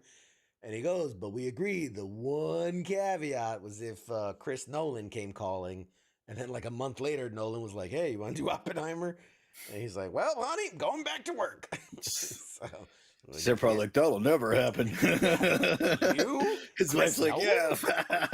No way. Got chance. Fat Clean out the chance. garage. They're at it. He's Oh, like, man.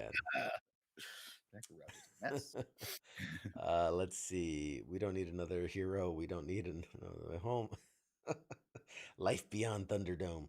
I'm never sure if I'm watching Mad Max or FFDP music video. Five Finger Death Punch music video. That's not fair. Jim says, I want a dark Back to the Future movie where Doc goes back in time and starts killing random people. That's would be something. Joe says the difference is that those big name directors had a different style of cinematography.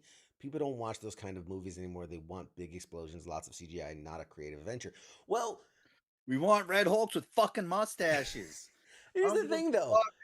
The lighting is excellent in everything you. Here's what I'm saying to counter that, Joe, is that I would have agreed with you a couple years ago, right? Everybody wants the Avengers and the End Games and the big spectacles, but that's not selling. This is the work.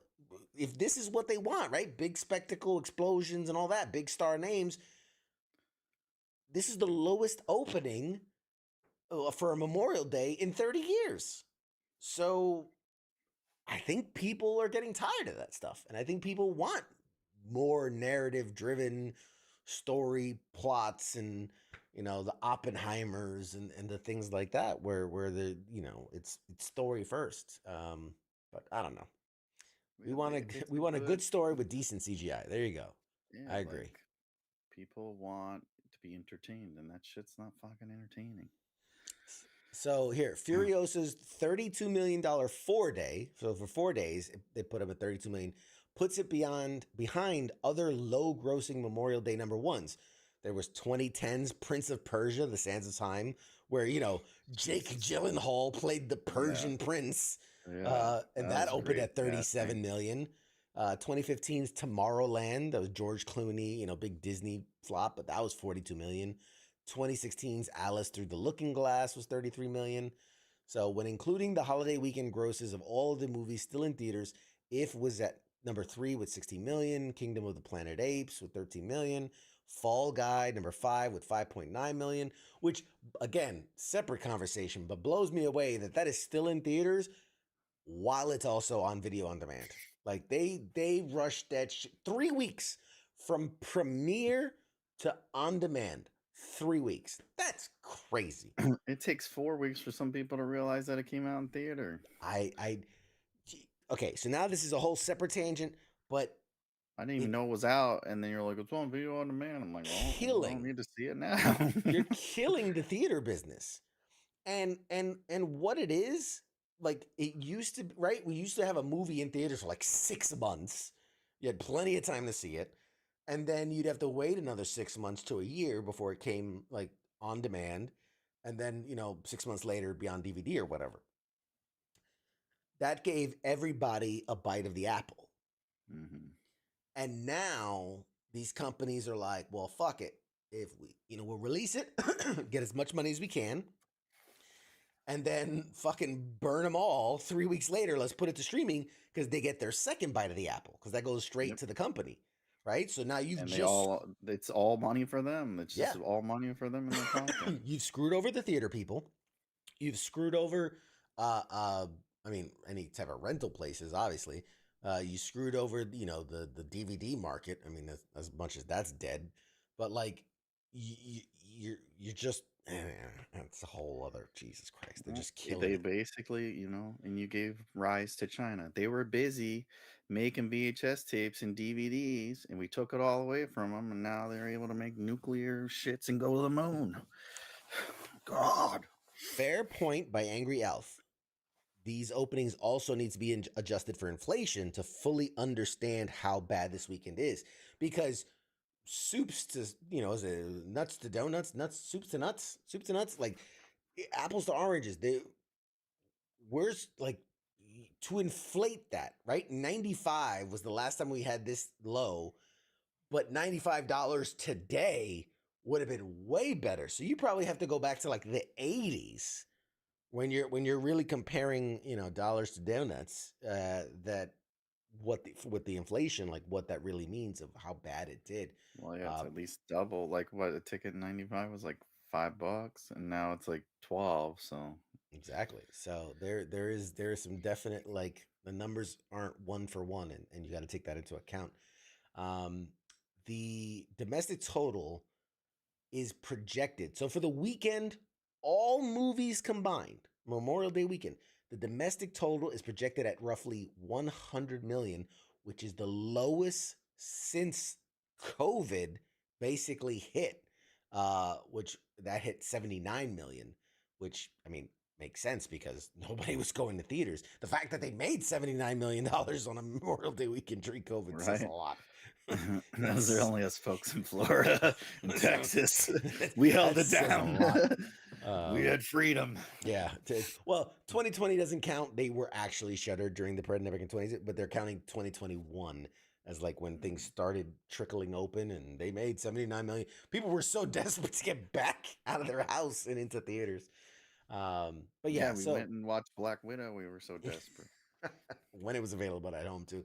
The Memorial Day weekend 2024 box office is down about 36% from last year, which last year saw Memorial Day was the live action Little Mermaid, and yeah, that was but it's just like garbage in, garbage out. Like we're not gonna pay fucking a bunch of money for shitty movies. Like I don't know why they don't get it. So check it. I was curious. So here are some previous Memorial Day openers. So like I said, Little Mermaid, Top Gun Maverick, that was a big one. Pirates of the Caribbean at World's End, which was Indiana Jones and the Kingdom of the Crystal Skull. Oh God. Yeah. And then who doesn't remember and love 2006 X-Men: The Last Stand, the worst of the X-Men movies. And they use this as like their kickoff to summer, and it's like you started off so shitty, like constantly. Yeah, it's If And then the thing not, is, they'll release like one studio will release like 6 movies in a 3 week time span. It's like, why don't you like schedule one of those decent movies you had for like Memorial Day weekend and you make a fuck ton more money? Instead, you're gonna release like, oh, let's put our shitty movie up against Deadpool. yeah, I'm like, oh, I don't know why it fucking flopped. Oh man, it's I like mean that's why a lot of people will you release move. Trolls 8 next to Deadpool. Like, it's not gonna fucking make money. I mean, for those people that got to take their kids to something, I guess you make a little bit. This is a rough example. It's like whatever. They'll have a movie that could have done 100 times Yeah. better if they scheduled it like Well, I mean, more that's why some of effectively. the bigger networks and companies will move dates. Just be like, oh shit, did you see they put Deadpool on that date? And they'll just move their date off. But if not for Deadpool coming out in 2 months, I would be seriously concerned with theaters surviving this summer. I mean, what else? Name a movie that comes out in the next 3 months. Nothing. I cannot tell you one other I movie. could not, off the top of my head, name a movie that comes out in the next 3 months. I mean, now we are also seeing we're still seeing the impact of that the government shutdown, the Hollywood shutdown, right? That we're still seeing the impact of that as everything's getting pushed to the right. But that's my point, like. It's like I got the Fandango shits, like, and it's like, check out these movies, and it's like they're showing like the whole season of Little House on the Prairie is available. Like, what the fuck do you have? Why are you sending me shit like this? Like, what the fuck? That's It's funny. not even a movie. Who the fuck wants to watch 5 seasons of Little House on the fucking Prairie? It was a simpler time. Like, I didn't know you guys had shows. I was man. like, I had to do a double take because I was like, they're putting that in the theater? Oh God. Angry Elf says, adjusting for inflation, Casper made $45.5 million, making it a more profitable movie than this one. Yeah. So by far. So Yeah. anyway. All right, folks, about that time. Let's take a break from the news, and I think it's time for a giveaway. What shall be today's phrase that pays? What do you got, Mad Mike? Give us an appropriate thing to put into the chats for people to enter to win. I don't know. Batman. Oh God! All I ask is that you try. Oh.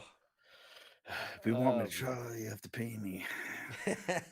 I'll tell you what. I will double whatever I'm getting paid for this show, and I will give you that. How's that? Deal? Sounds good. I'll give you double what I get. All right, don't forget the magic word, socks.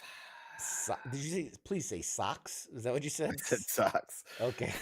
We could do cocks if you want to. No, I think I know it's what you're always honestly, thinking I think you said about. sucks. I think you said sucks. Like this sucks. Yeah, you do suck.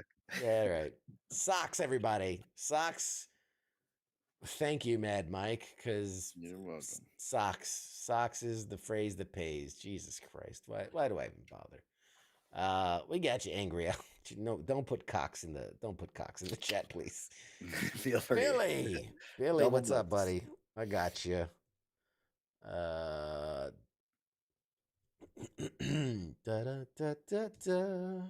Got one person gonna win the prize.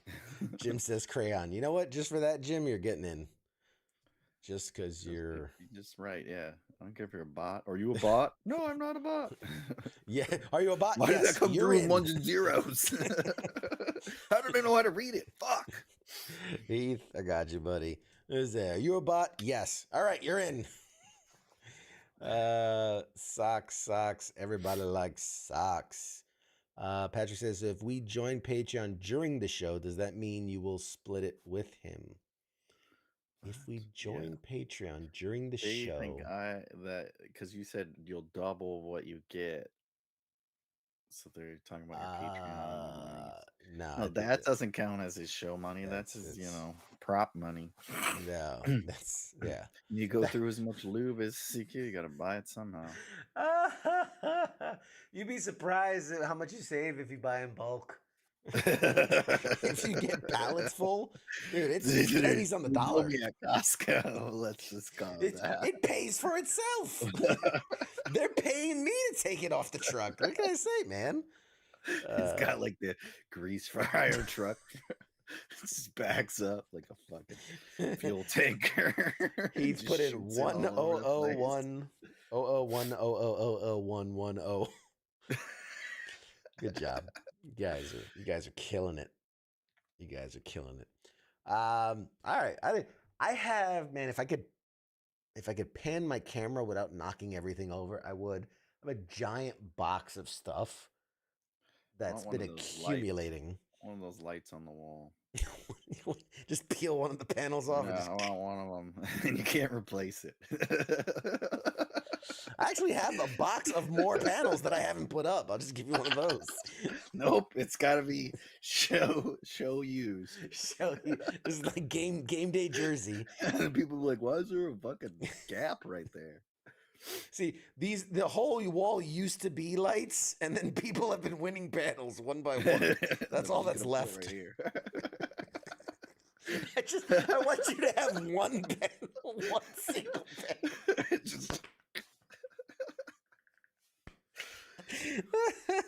You know what?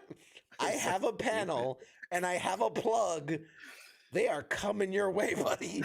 If you will put it up, I will send it to you. I will send it to you. If you put it up right there, right over your shoulder, one single panel with a plug with the quick down, I will fucking send it to you free of charge. You're already unplugged it. You're getting ready. Oh Jesus! Did it turn off? Oh my God! Yeah. You talking about it. You scared it. It's like, no, don't pull me apart. I can't leave.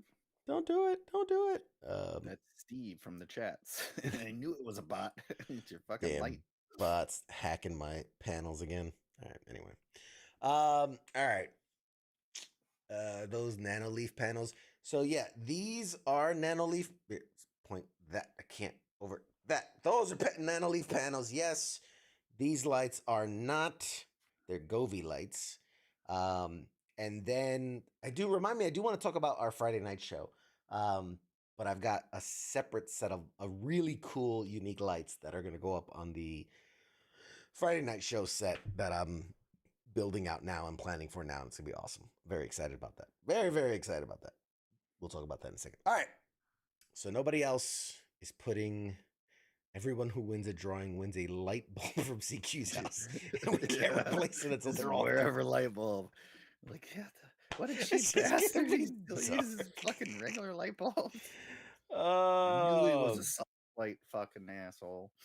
Well, see, Scott's smart. He says, if I comment socks on multiple streams, do I get multiple entries? I don't know. Maybe. Only one way to find out. But the entry window is closed. Thanks for playing. Looks at one set of chats anyway.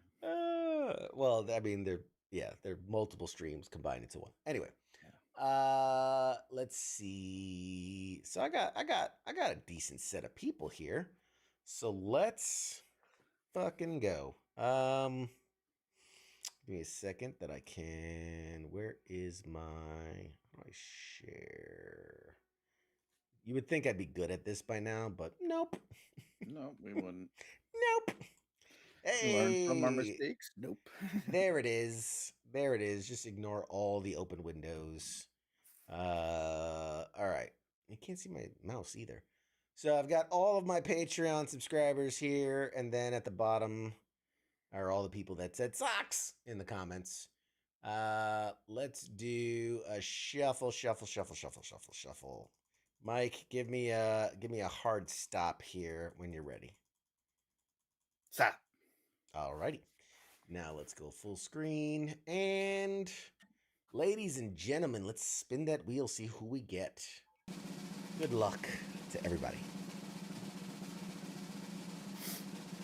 I also want the wing nut for the top of one of those symbols.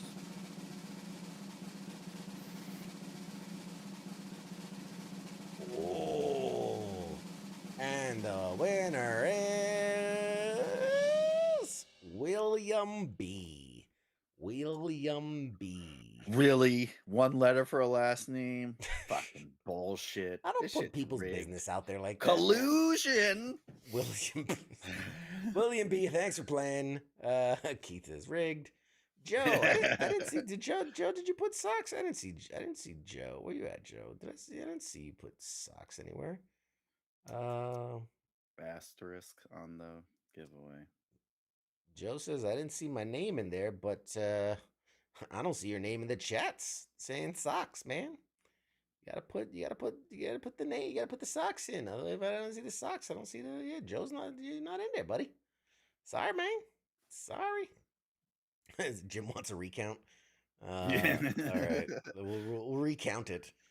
You know what? Fuck it. Let's do it. Let's do a second one. I'm in a good mood. I'm in a fucking good mood. You don't want to get on trial. They're gonna take your ass to court. All right, second winner. Hush money. You pay that So hush money. let's get rid of William. He got his prize. There you go, buddy. You got your prize of the night. Joe. And I'll make sure I add Joe this time. Apparently, I didn't put his name in, even though he didn't put socks in the comments.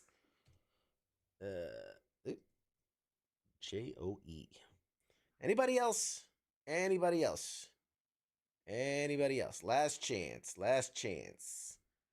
Last chance. Last dance. All right. That's called. All right.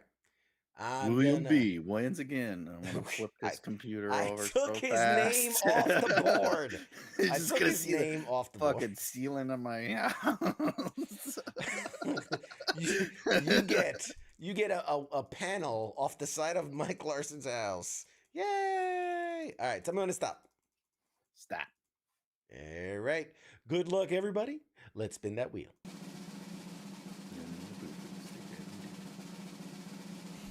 The fingering. And the winner is... Oh, shit, it might actually be Joe. No, it just passed it. Is it Mike? No, it is. Hey, Keith. Keith. Oh, Keith, congratulations, buddy. You are a big winner. All righty. There you go. Joe, sorry, buddy. Just missed it. Listener. Yeah. Blame. See, all y'all can blame Mad Mike because he was the one that told me to stop shuffling when I did. So it's his fault if you did or did not win. So, or actually, it's my fault if you win, and it's his fault if you lose. So you're welcome, and I'm sorry.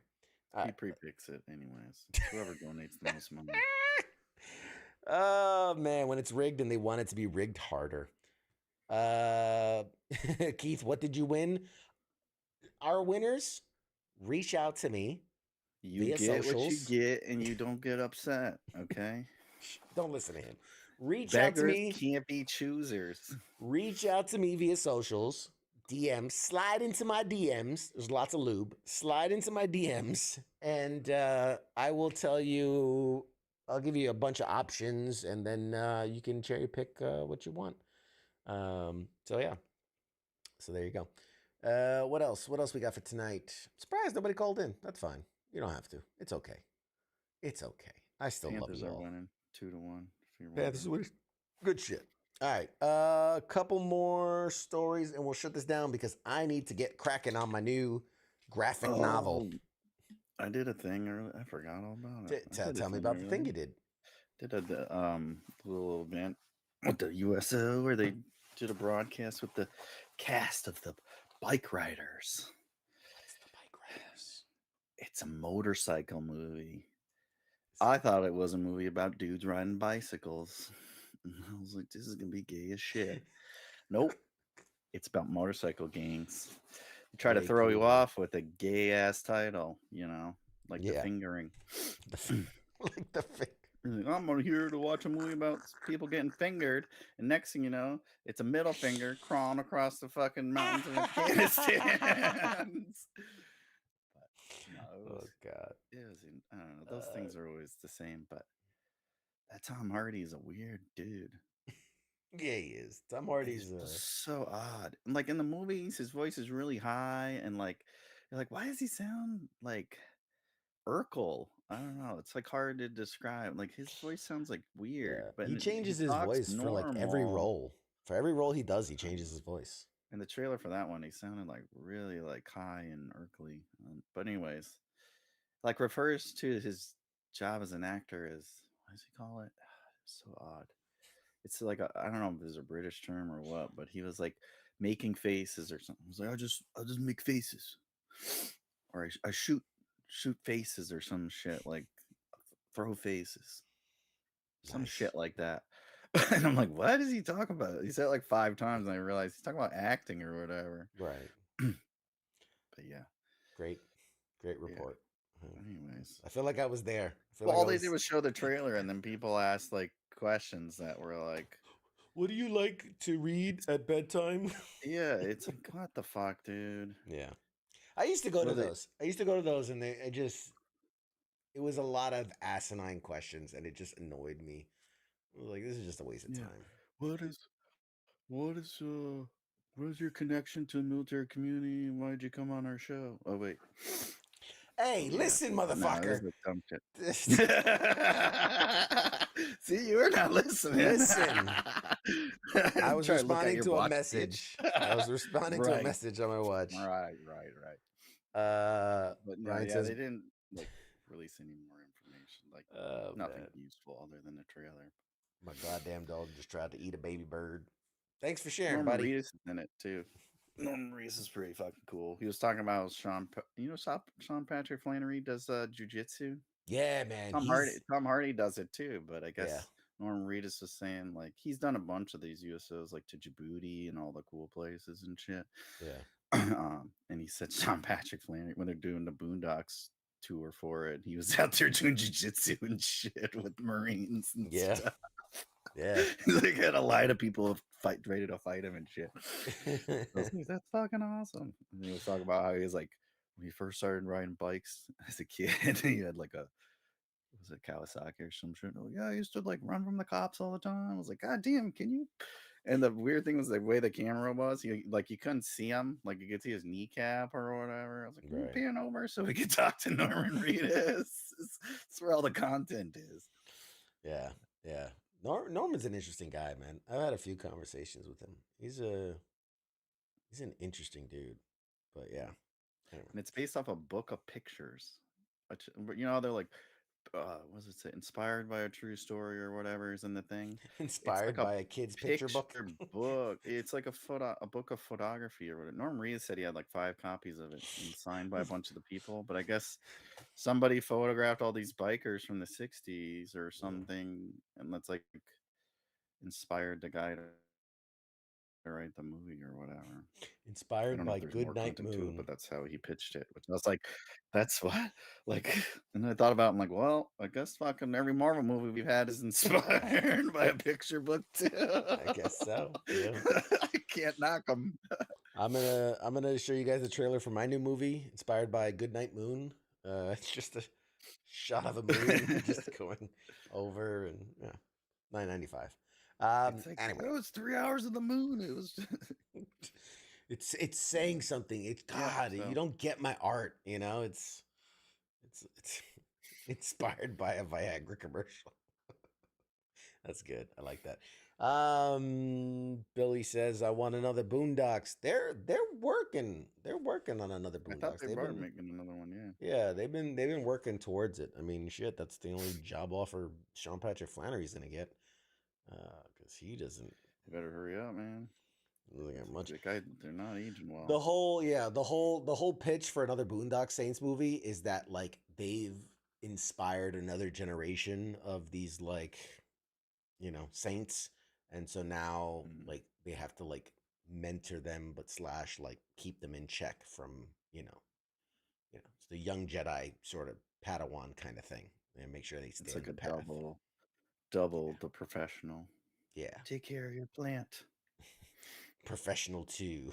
The professionaling. The professionals. The professionaler. He's more professional. Professional and more professional. Inspired by an army recruitment poster. That's pretty good. I like that. All right. One last story here. Do I have the picture? I had a picture for this. Do I have the picture? Yeah, I do have the picture for this. Yes, I do. All right. So, for this next story, Dexter. We love Dexter. We're fans of Dexter. Not how the original show ended, because that was probably the worst finales of any show of all time. Correlation, causation kind of thing. Sean Patrick Flannery was part of the last season of Dexter. Just saying. Just saying. Not cause and effect. I'm just pointing out that there's coincidence. Whatever. But the last season of Dexter was the worst TV season I've ever seen of anything. That being said, they came back. They did the follow-on show, like the fucking whatever you want to call it, the Dexter in the Woods. Yeah, Dexter Lost. I don't know, whatever. Which did okay, and I watched it. It was pretty good. Shocker, spoiler alert, they kill off Dexter at the end, so that's kind of the end of that. I think there was kind of a plan to make the son kind of continue on and do like a spin-off series, but I don't think people were into it. Yeah, so that kind of got scrapped. But now it has just been announced that a Dexter prequel series. Hang on one second, we're getting a call. Let's plug this in here. This is EQ. Who this? You know who this is. Hey, it's Pete, everybody. Pete from Grooming and Reviews 101. What's going on, Pete? Nothing. You know you have an open line. I have to at least come in and say hi. Yeah, of course, man. It's an open invitation for everybody. As always. As always. Yeah, what's up? Man. So, by the way, Dexter was one of the worst endings in history of any show.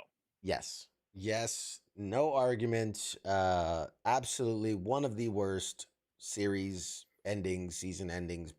One of the worst seasons of a show I can recall. So here, let me since you're here and you're talking about Dexter, let me read this. Mm-hmm. So basically, there was a prequel series that was announced. It was picked up by Paramount Plus, with Showtime as well.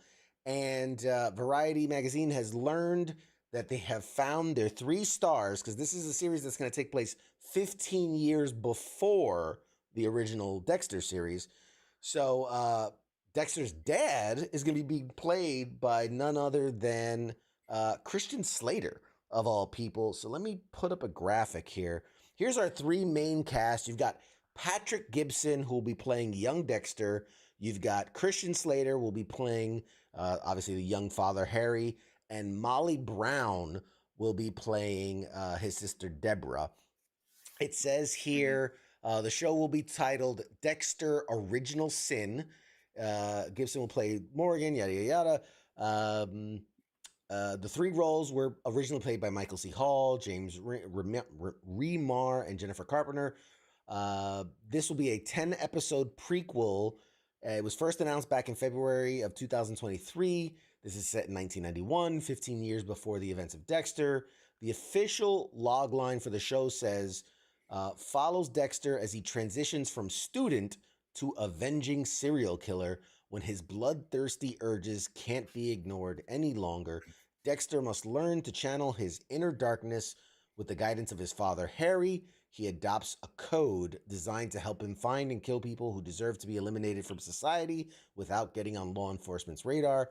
This is a particular challenge for young Dexter as he begins a forensic internship at the Miami Metro Police Department.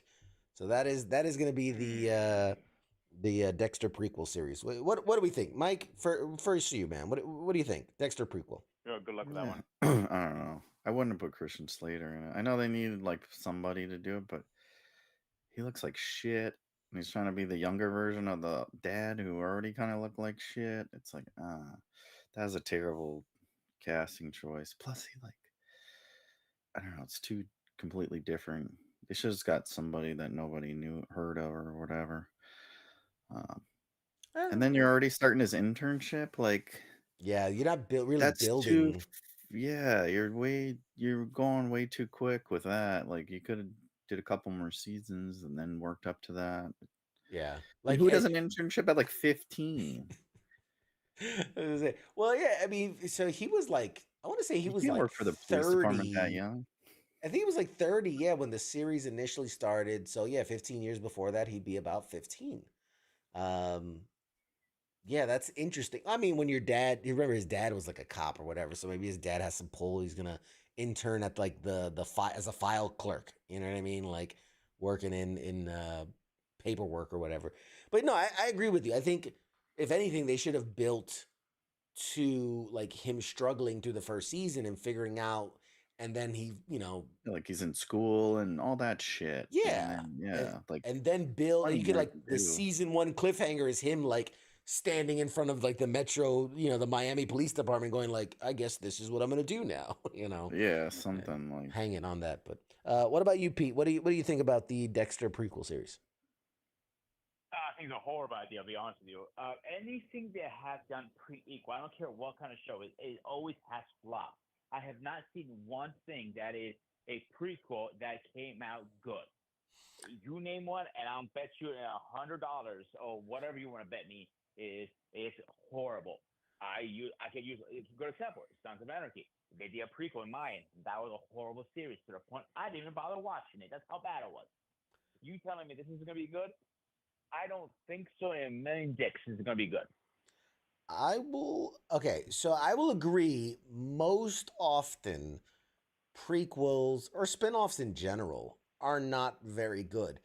I won't say never, because off the top of my head, Breaking Bad had Better Call Saul, which I think was a phenomenal show. It was different, right, in its approach, and it wasn't really about drugs so much as it was about like crime. But I think that's a phenomenal prequel that stands up head and shoulders with the original source material. What do you think, Mike? Prequels? The Phantom Menace? No, not the Phantom Menace. Like, there's been a few, but it's like, yeah, like, it's hard. The problem is people have trouble separating what they loved from the new material. So it's like everyone wants to see, Dexter that they liked from the Showtime show. It's like, you're never going to see, like, that was a one-time thing. Like, you're not going to see that shit anymore. And people just can't, like, let go of that. That's why they're never really successful. Or they just do a shitty, they rush too much into it. But that Taylor Sheridan guy does pretty good with all the prequels. He did all those 1883s, and all those were pretty good. So yeah, there are some. That you just gotta, like, I don't know. People, I think, are just too eager to, like. So I read an article, and it was with I don't know if it was a director or a critic or somebody, but he was saying that right now we're living in an age where everyone's risk averse. All the studios are risk averse. So it's and this is why you're seeing a lot of like the live action Moana, the live action Aladdin, the live action Lion King, because it's like, well, this is a property that already sells. There's already a fan base in it. So it's less risky to invest 100 million, 200 million into that versus, we do an original thing that nobody wants to see and it flops and we're out, X amount of dollars. So yeah, I agree. Like, there's never been a part where I was like, man, I wonder what Dexter was like as a kid. Like, you know what I mean? Like, maybe you have that thought when you're watching the series, but not in the point of where like, I want to see a series. Like, personally, Young Sheldon for Big Bang Theory, never watched an episode. Why? Never saw a single one. I enjoyed Big Bang Theory. I enjoyed it for what it was. Never once did I go, wonder what Sheldon was like as a kid. You know what I mean? Like that never crossed my mind. Did not interest me at all to see a little smart alecky kid and I'm so smart. Blah, blah. Just never, whatever. I just realized I never took that picture down. But they, I mean, at least this show, like a lot of those things, they never like hint at it. They've showed like flashbacks the whole series, so it's Yeah. like Yep. they're a little better off. But it's also like it's too long, like in between. If they would have did it like after the first season, a year or two after that, I felt like Maybe. they probably would have done better. Now it's just like People are like, all right, I remember Dexter. I remember that yeah, they're show. like, huh? Like even what did they do 6 episodes of that last one? Like, Yeah, it something took like me a that. 8 while before I episodes. realized it was out. I think like my brother or somebody was like, "Oh, you watching new Dexter?" I was like, "What?" I want to watch. I want to watch a prequel of Friends about Right? the landlord of the building and all the quirky people he rents to. Jim says I'm obsessed with. I want a Newman from Seinfeld. I'm obsessed with House MD. I want a prequel, House the Resident Ears. Yeah, right. Yeah, that's true. That's true.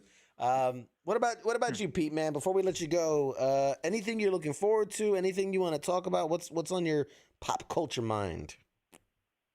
Okay, before I get into that part, I want to say one thing. I got to have my chest really fast. Sure. So anything they do later on, like the Dexter, the 70s shows or the 90s shows, after so many years, you lose the magic, you lose the it factor. So people are like, I'm over it now at this point. So why put the money in it? My second rant right now is the problem with Hollywood is they are scared and they became big pussies to actually, take a chance. Remember in the 90s and early 2000s, there were chances. They weren't like, let's play it safe and make money. Fuck you. No, take a chance. And that's where Star Wars came out, Star Trek came out, X-Men and all that stuff. If I'm wrong, please tell me. You took a chance and good stuff came out. I mean, I will definitely say that they took more chances, but again, the good and the bad of that is that, for every good thing, there was a lot of garbage, a lot of stuff that we do not look back fondly at, today. That's true. Yeah, because as much as, Batman and Batman Returns were groundbreaking and oh my God, then you had, let's take a chance, let's go campy cartoony, and they did Batman and Beyond, Batman and Robin, Batman Forever. Your favorite. For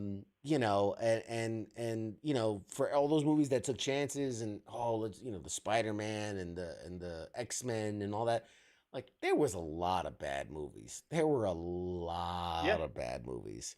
But there was some great too. You know what I'm saying? Sure. Like I agree with you. I feel like Hollywood took a lot more risks back in the day. But as Mad Mike loves to say, there was a lot more cocaine back then. So there was a lot more bad decision making at the highest levels. So yeah. Which when you got a point, you got a point. Stuff too. But back to your original question, you asked me, what am I looking forward to? I'm going to say this. Your unofficial Assassin's Creed fan is I'm going to look at the Shadow, bro. Come on now. Yeah, I mean, did you play Mirage? Of course I did. Yeah, what'd you think? Like you saying, like it's just snow in the winter. Of course I did. It was a good game. It wasn't a great game. I'll probably give it a 6 out of 10. I think that's a fair score because how short the game was. It went back a little bit to the roots, but you were never going to be back to the roots like it was because that generation of Assassin's Creed is dead now. Yeah. If that makes sense. Yeah. Like that's what you got into back in the day, if you remember. Yeah, for sure. No, I love me some Assassin's Creed.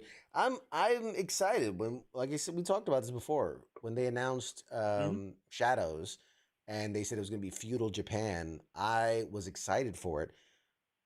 I know I'm torn here because I like Assassin's Creed. I do like, I love stealth gameplay and single player run around, running gun without the gun, but run around, assassinate people. That's all great.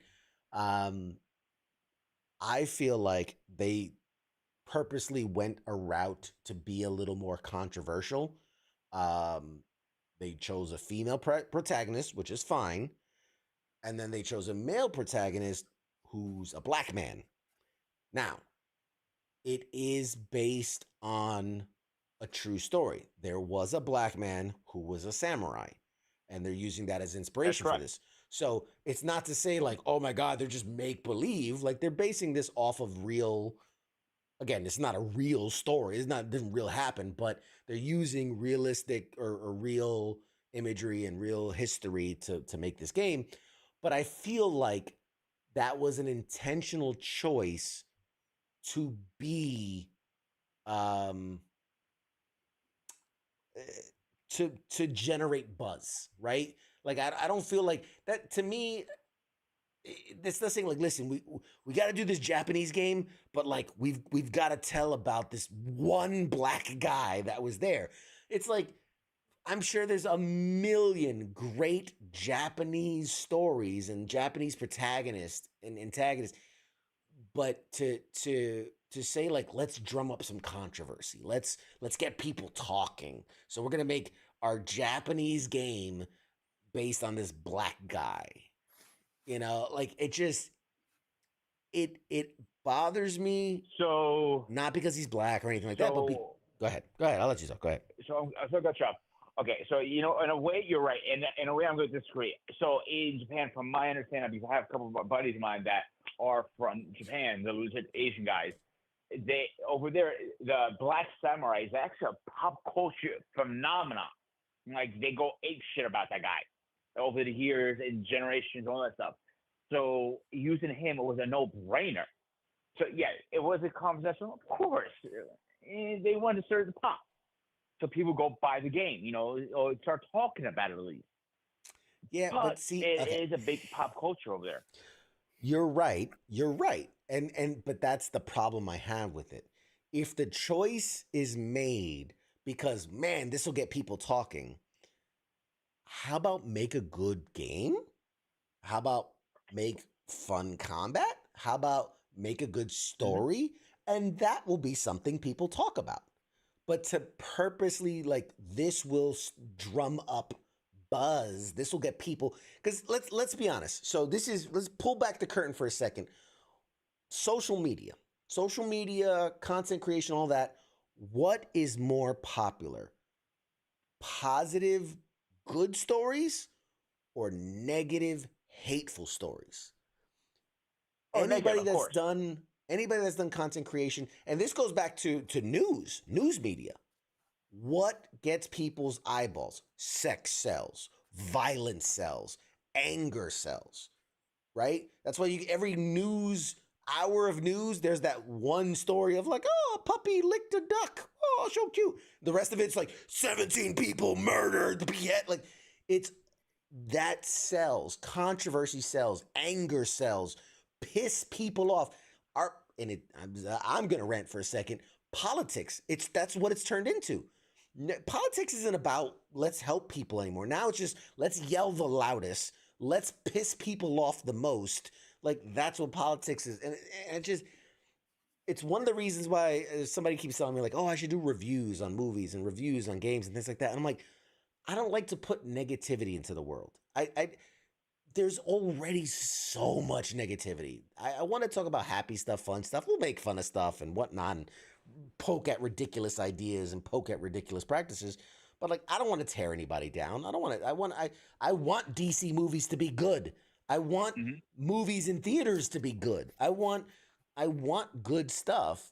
So anyway, so that bothers me when it feels like, because I can't tell you what they really decided to do it or not, but it feels like this was a decision made solely on let's get the buzz going, let's get the word of mouth. Because I feel like the trailers and the announcements and all that, nothing about, hey, here's this cool game mechanic we came up with. Here's these cool weapons and here's these cool things you'll be able to do. No, it was like, check out this chick. She's an assassin. And look, here's this guy. He's black. And like, that was the trailer. And it's like, you're not selling me on your game. You know what I mean? Like, I don't know. I don't know. Maybe we'll see as we move forward. I got even a better one for you now. I got a better one for now with Assassin's Creed. The next game, rumor, is going to be codename X. X is supposed to be about witch hunt stuff. So that's going to be a big pot of stir too, because you're talking about burning a woman to the stake and all that back then. There was a lot of, if a ditch stuff like that, if you remember. The Salem witch history trials really well. and all that. So I think this is the route they're going right now, again, to stir the pot to get the conversation. And I agree with you. You shouldn't put negativity out there. Make a good goddamn game. How about you take it 2 or 3 years off and come back? And they used to do it back in the day. And I have another, well, this will be the end of it, but I have another beef with Ubisoft specifically. They've made great games. They've been a big company for a long time. But they have this new model of business that I absolutely find contentious and disgusting.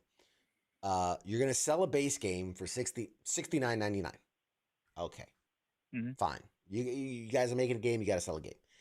But now, if you want the 3-day early access with the bonus skins and the this and the that, you got to pay $99.99, which that bothers me because they'll say like with day one content included.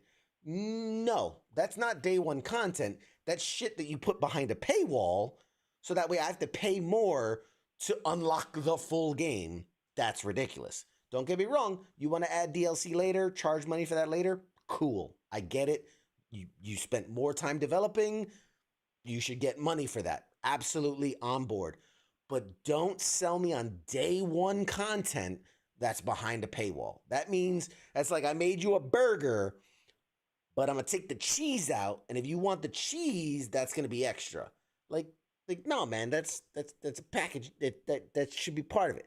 Then on top of that, they've added a new tier, a subscription model, where if you buy the subscription, it costs you $190 or $20, whatever, but then all the games, as long as you're a member, all the games will be like whatever it was, like $20 or $40 or no, it might have been you pay the monthly subscription and any game that comes out, basically you can play. It's a stupid facade. The whole idea is to get everybody to the subscription model. That's what they want. They're trying to trick everybody because I you agree get all with that you stuff. 100% on that because all the companies are doing that. If you think about it, they make you try to upsell you. To me, I would never buy that. The only credit I'll give Ubisoft when they did the DLC with Alexa and Vikings. I can't remember which games they were off my head. The other one, they combined both games. They gave that DLC out for free. I give them credit on that. But how often is that? Is rare as hell if you think about it. So check this out. So this is for Assassin's Creed Shadows right now. $70 gets you the base game. Okay. $110 gets you the base game, 3-day early access, and a season pass. $130 gets you that base game, that season pass, that 3-day access, and the ultimate pack, extra skins and shit for $130. But what are they really trying to push you to? Because they're like, why spend? This is such a manipulation, right? They're jacking up all the prices because now when they go, hey, or join Ubisoft, our bundle service, it's only $18 a month, and you get all of that. You get everything that was in that $130 edition, and you're only paying $18 a month. You see, but like that's predatory. Do you see where they're going like, why spend $130? Just spend $18 and you get all that stuff. How about just charge $18 for the game? Here's my issue with all this stuff. Skins and all that stuff. It's a waste of money. So what you guys have for skin? I don't see, it doesn't make the gameplay any better or different. It still plays the exact same fucking way. So why are we paying for skins and making these companies billions and billions of dollars for something they probably put a code, it took them like 30 seconds to do, just for a different outfit? It doesn't make no sense to me. It blows my mind people spend that money on that. Yeah. Anyway, all right, Pete, man. Hey, I always appreciate talking to you. We've gotten past the hour, man. I'm gonna cut us short here. But thanks for calling in, man. I appreciate you, bud. Anytime, brother. I'll talk to you later, man. All right, guys. Peace. Go check out Pete with Grooming and Reviews 101. Good dude. Couple comments we had as we were chatting. Pandering, the word you're looking for is pandering. They do pander, yes. There is a black samurai. Yes, 100%. There was a. If there was a. Oh man. Okay. Patricia says, okay. Hey, I wasn't ignoring this. I didn't see this, but let's put it out there. Patricia says, I bet if there was a white samurai, you wouldn't have the same energy.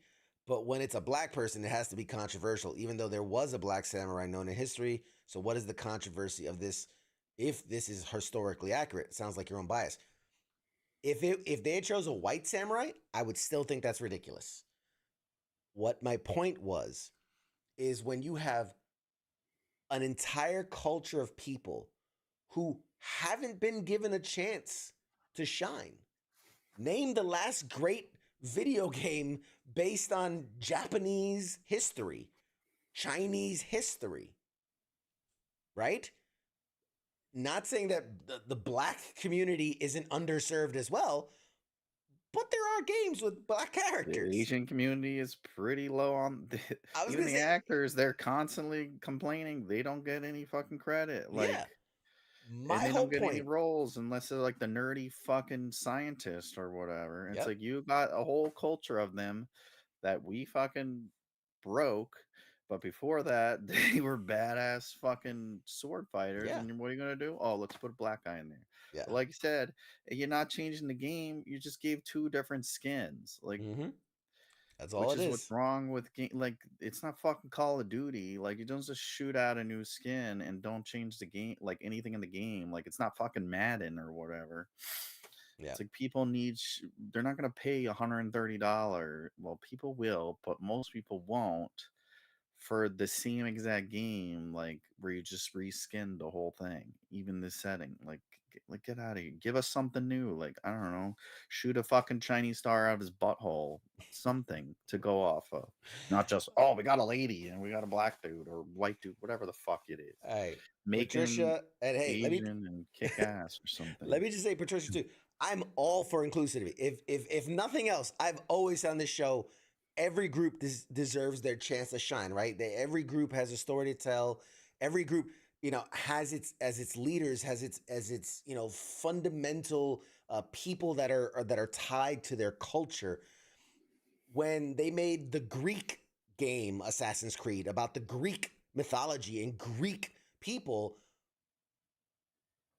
I wasn't like, oh man, that should be a white dude as the main character. No, that should have been a Greek guy telling his Greek stories through his Greek experiences.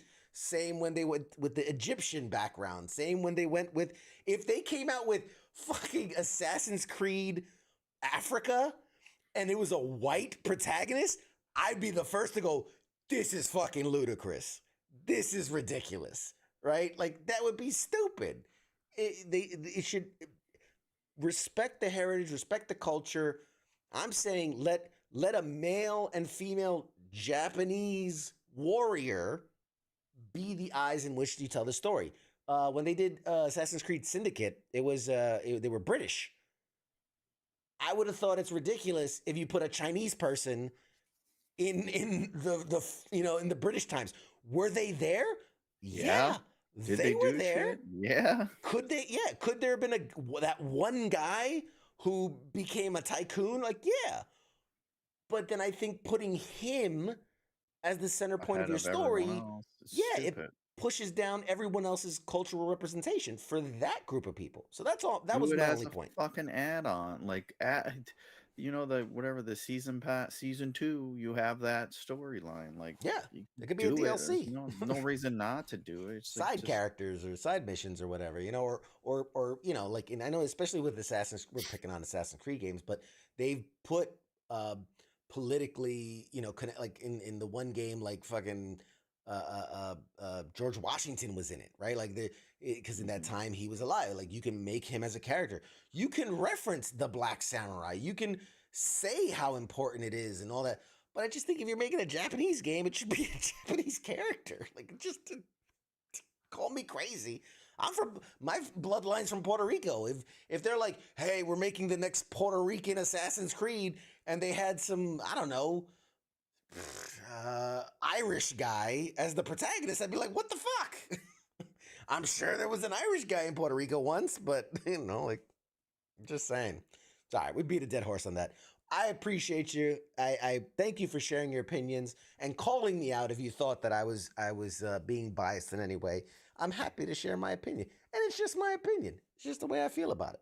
It's all good. We're all entitled. That's the great thing about this. We're all entitled to our own opinions and our own subjective things. So I appreciate you. Thank you for sharing, and I hope that there's more representation and that you see more characters like yourself. I grew up loving comic books, and although I look very white, I am very much Hispanic, and I didn't see a lot of people like me in comic books until more recently. So I grew up wishing that there were more Spanish characters in the comic books and movies and things. We were so excited when John Leguizamo became a thing, although it was short-lived. Yeah, it was, and it was very because remember it was like The Jerk came out, like that was very that was just a little too much, That was just, it was way over the top, way too much. Cockroaches and Spawn. Yeah, What was his name? Clown in Spawn. Anyway, that's the whole thing. Michelle Rodriguez, when she got big, but I called her, man. She crazy. My cousin dated her once. She was crazy then before she became fucking whatever. All right. Anyway, we've reached the end of another great episode. Violator. I was trying to remember what the name of the character was. Violator. The clown Violator. We've reached another one of those. Yeah, man, dude. Fucking McFarlane is such a cock tease when it comes to the Spawn. Because he's been teasing, we're about to drop big news. Years. Nothing. Years More he's boys. been teasing. Yeah. No, he's specifically the movie. He's like, we've been hard at work, and we're not gonna do it till we get it right. And but I got big news coming down that dude, he's been blowing smoke on Spawn for so long, man. It pisses me off because I really like Spawn as a character, and he's a tease. He's a tease. Yeah. But anyway, all right, guys. Joe says, good night. Don't forget to give your homies some good night kisses. Oh, that's so sweet. Yes. Give the love. Real quick, Friday night, man, is this week typically would be our Friday night game nights, which we are now calling FTX, Friday Tabletop Exercise, which I love. Because if you know FTX, you know FTX. It should have been this Friday, but I'm going to be out of town. I am going deep sea shark fishing because I'm going to do a man thing. Because the nerd thing has been doing me good for 40 years. Might as well try one man thing before I die. So I'm going to do deep sea shark fishing. I'll do that this weekend. I might go live from the middle of nowhere. If you see... Come join me. Watch me get eaten by a shark. You'll love it. It'll be great entertainment. You won't get it in. I'll feed it one of my other middle finger. Weak ass arms. Be like, my little T-Rex arms. Not my strong hands. These are my strong hands. Strong hand. I'm just using my one finger. Anyway. So no FTX this week. We'll be back not next or every 2 weeks. So not next Friday, the Friday after. But we got way more games coming. I have so much cool shit to share when it comes to the FTX stuff. Might be some collaborations, might be some partnerships, might be some giveaway opportunities. A lot of things that are possible and very exciting. Real quick. I'm talking to Todd McFarlane over here. Real quick, let's tell you guys what is happening here at WTF Nation Radio. Sunday nights, you got the Sports Bar. That's where you get all your sports news. Monday night is the Monday edition. That's where you get all your news, commentary, discussion about all the things happening around the world. Tuesdays right here, Pop Culture Warrior with me and your man, Mad Mike, your favorite chin in the country, Mad Mike. And we talk about all your, nerdy shit. We compare cultural appropriations in feudal Japan, Yeah, right. Wednesday, the Smoke Pit, and that's for all you smoking and joking folk. That's all you E4 and below.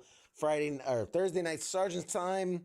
That's for big army stuff. You talk about the military. You talk about what's going on in the Stars and the Stripes. And then Friday Night Freedom. That's our Swiss Army knife. That's our everything goes kind of show. And then not mentioned here is our good friend Nemo hosting Saturday night weekend co-ops, where he plays co-op games. Sometimes you're able to join in. You're able to connect with him and join in. I've jumped in and played some co-op games with him, and a few others have, and it's a lot of fun. So check out Saturday night weekend co-ops here on WTF Nation Radio. With that, Mr. Mad Mike, and he's got a Discord. Yeah, that's true. He does have a Discord, so you can jump in on the Discord and listen in. Thanks, Scott. Anything for the fine folks at home before we shut her down? No, I'm good. We said enough. I couldn't hear. I couldn't hear. Pete, you can hear Pete. Yeah, I couldn't hear what's his name call in, and I was just watching your face expressions. Oh God, you couldn't hear him at all, or it was just too low? No, I didn't hear him at all. Oh You were just like, God. no, I don't know if what the fuck, like if he hung up and you're just sitting there like fucking around, like because you're like turning knobs and shit. It's like he doesn't have that much shit to fuck around with. I'm like just waiting for you to be like, fucking got you, bitch. Got him. Longest You were bit. saying Oh shit, you man. dumbass. I was just wondering how long you're gonna stare off at nothing. Show's been over for 20 minutes. That's just me having a stroke.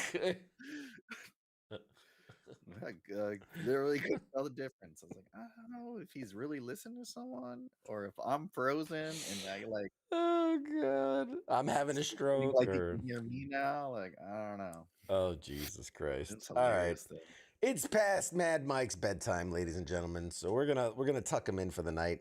We're gonna give him his goodnight kisses and tuck him in. This has been another fun episode of Pop Culture Warrior. Tune in next week. Greg Grunberg's gonna be here, man. Fucking heroes. Fucking Star Wars. We're gonna talk all about it. Very excited. And we got a lot more guests, man. A lot more really big guests coming up soon. I'm very excited for. We'll be announcing them shortly. We're just, again, trying to iron out dates. We have one scheduled. It's going to be a pre-record, but we'll talk about that one later. But, all right. That's it. I got nothing else. Go home. Yeah, lights, bitches. Go. Go forth and conquer. Be good, everybody. We'll see you next week. Shots.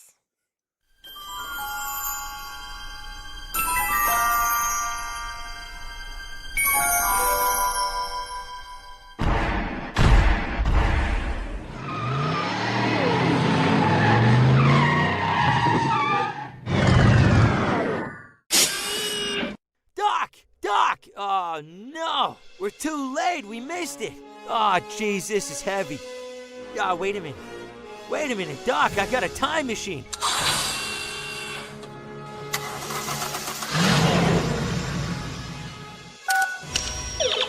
I'm just gonna punch in the coordinates. Pop Culture Warrior, Tuesday night, 8 p.m. Eastern Standard Time on WTF Nation Radio. Now crank this bad boy up to 88 miles per hour.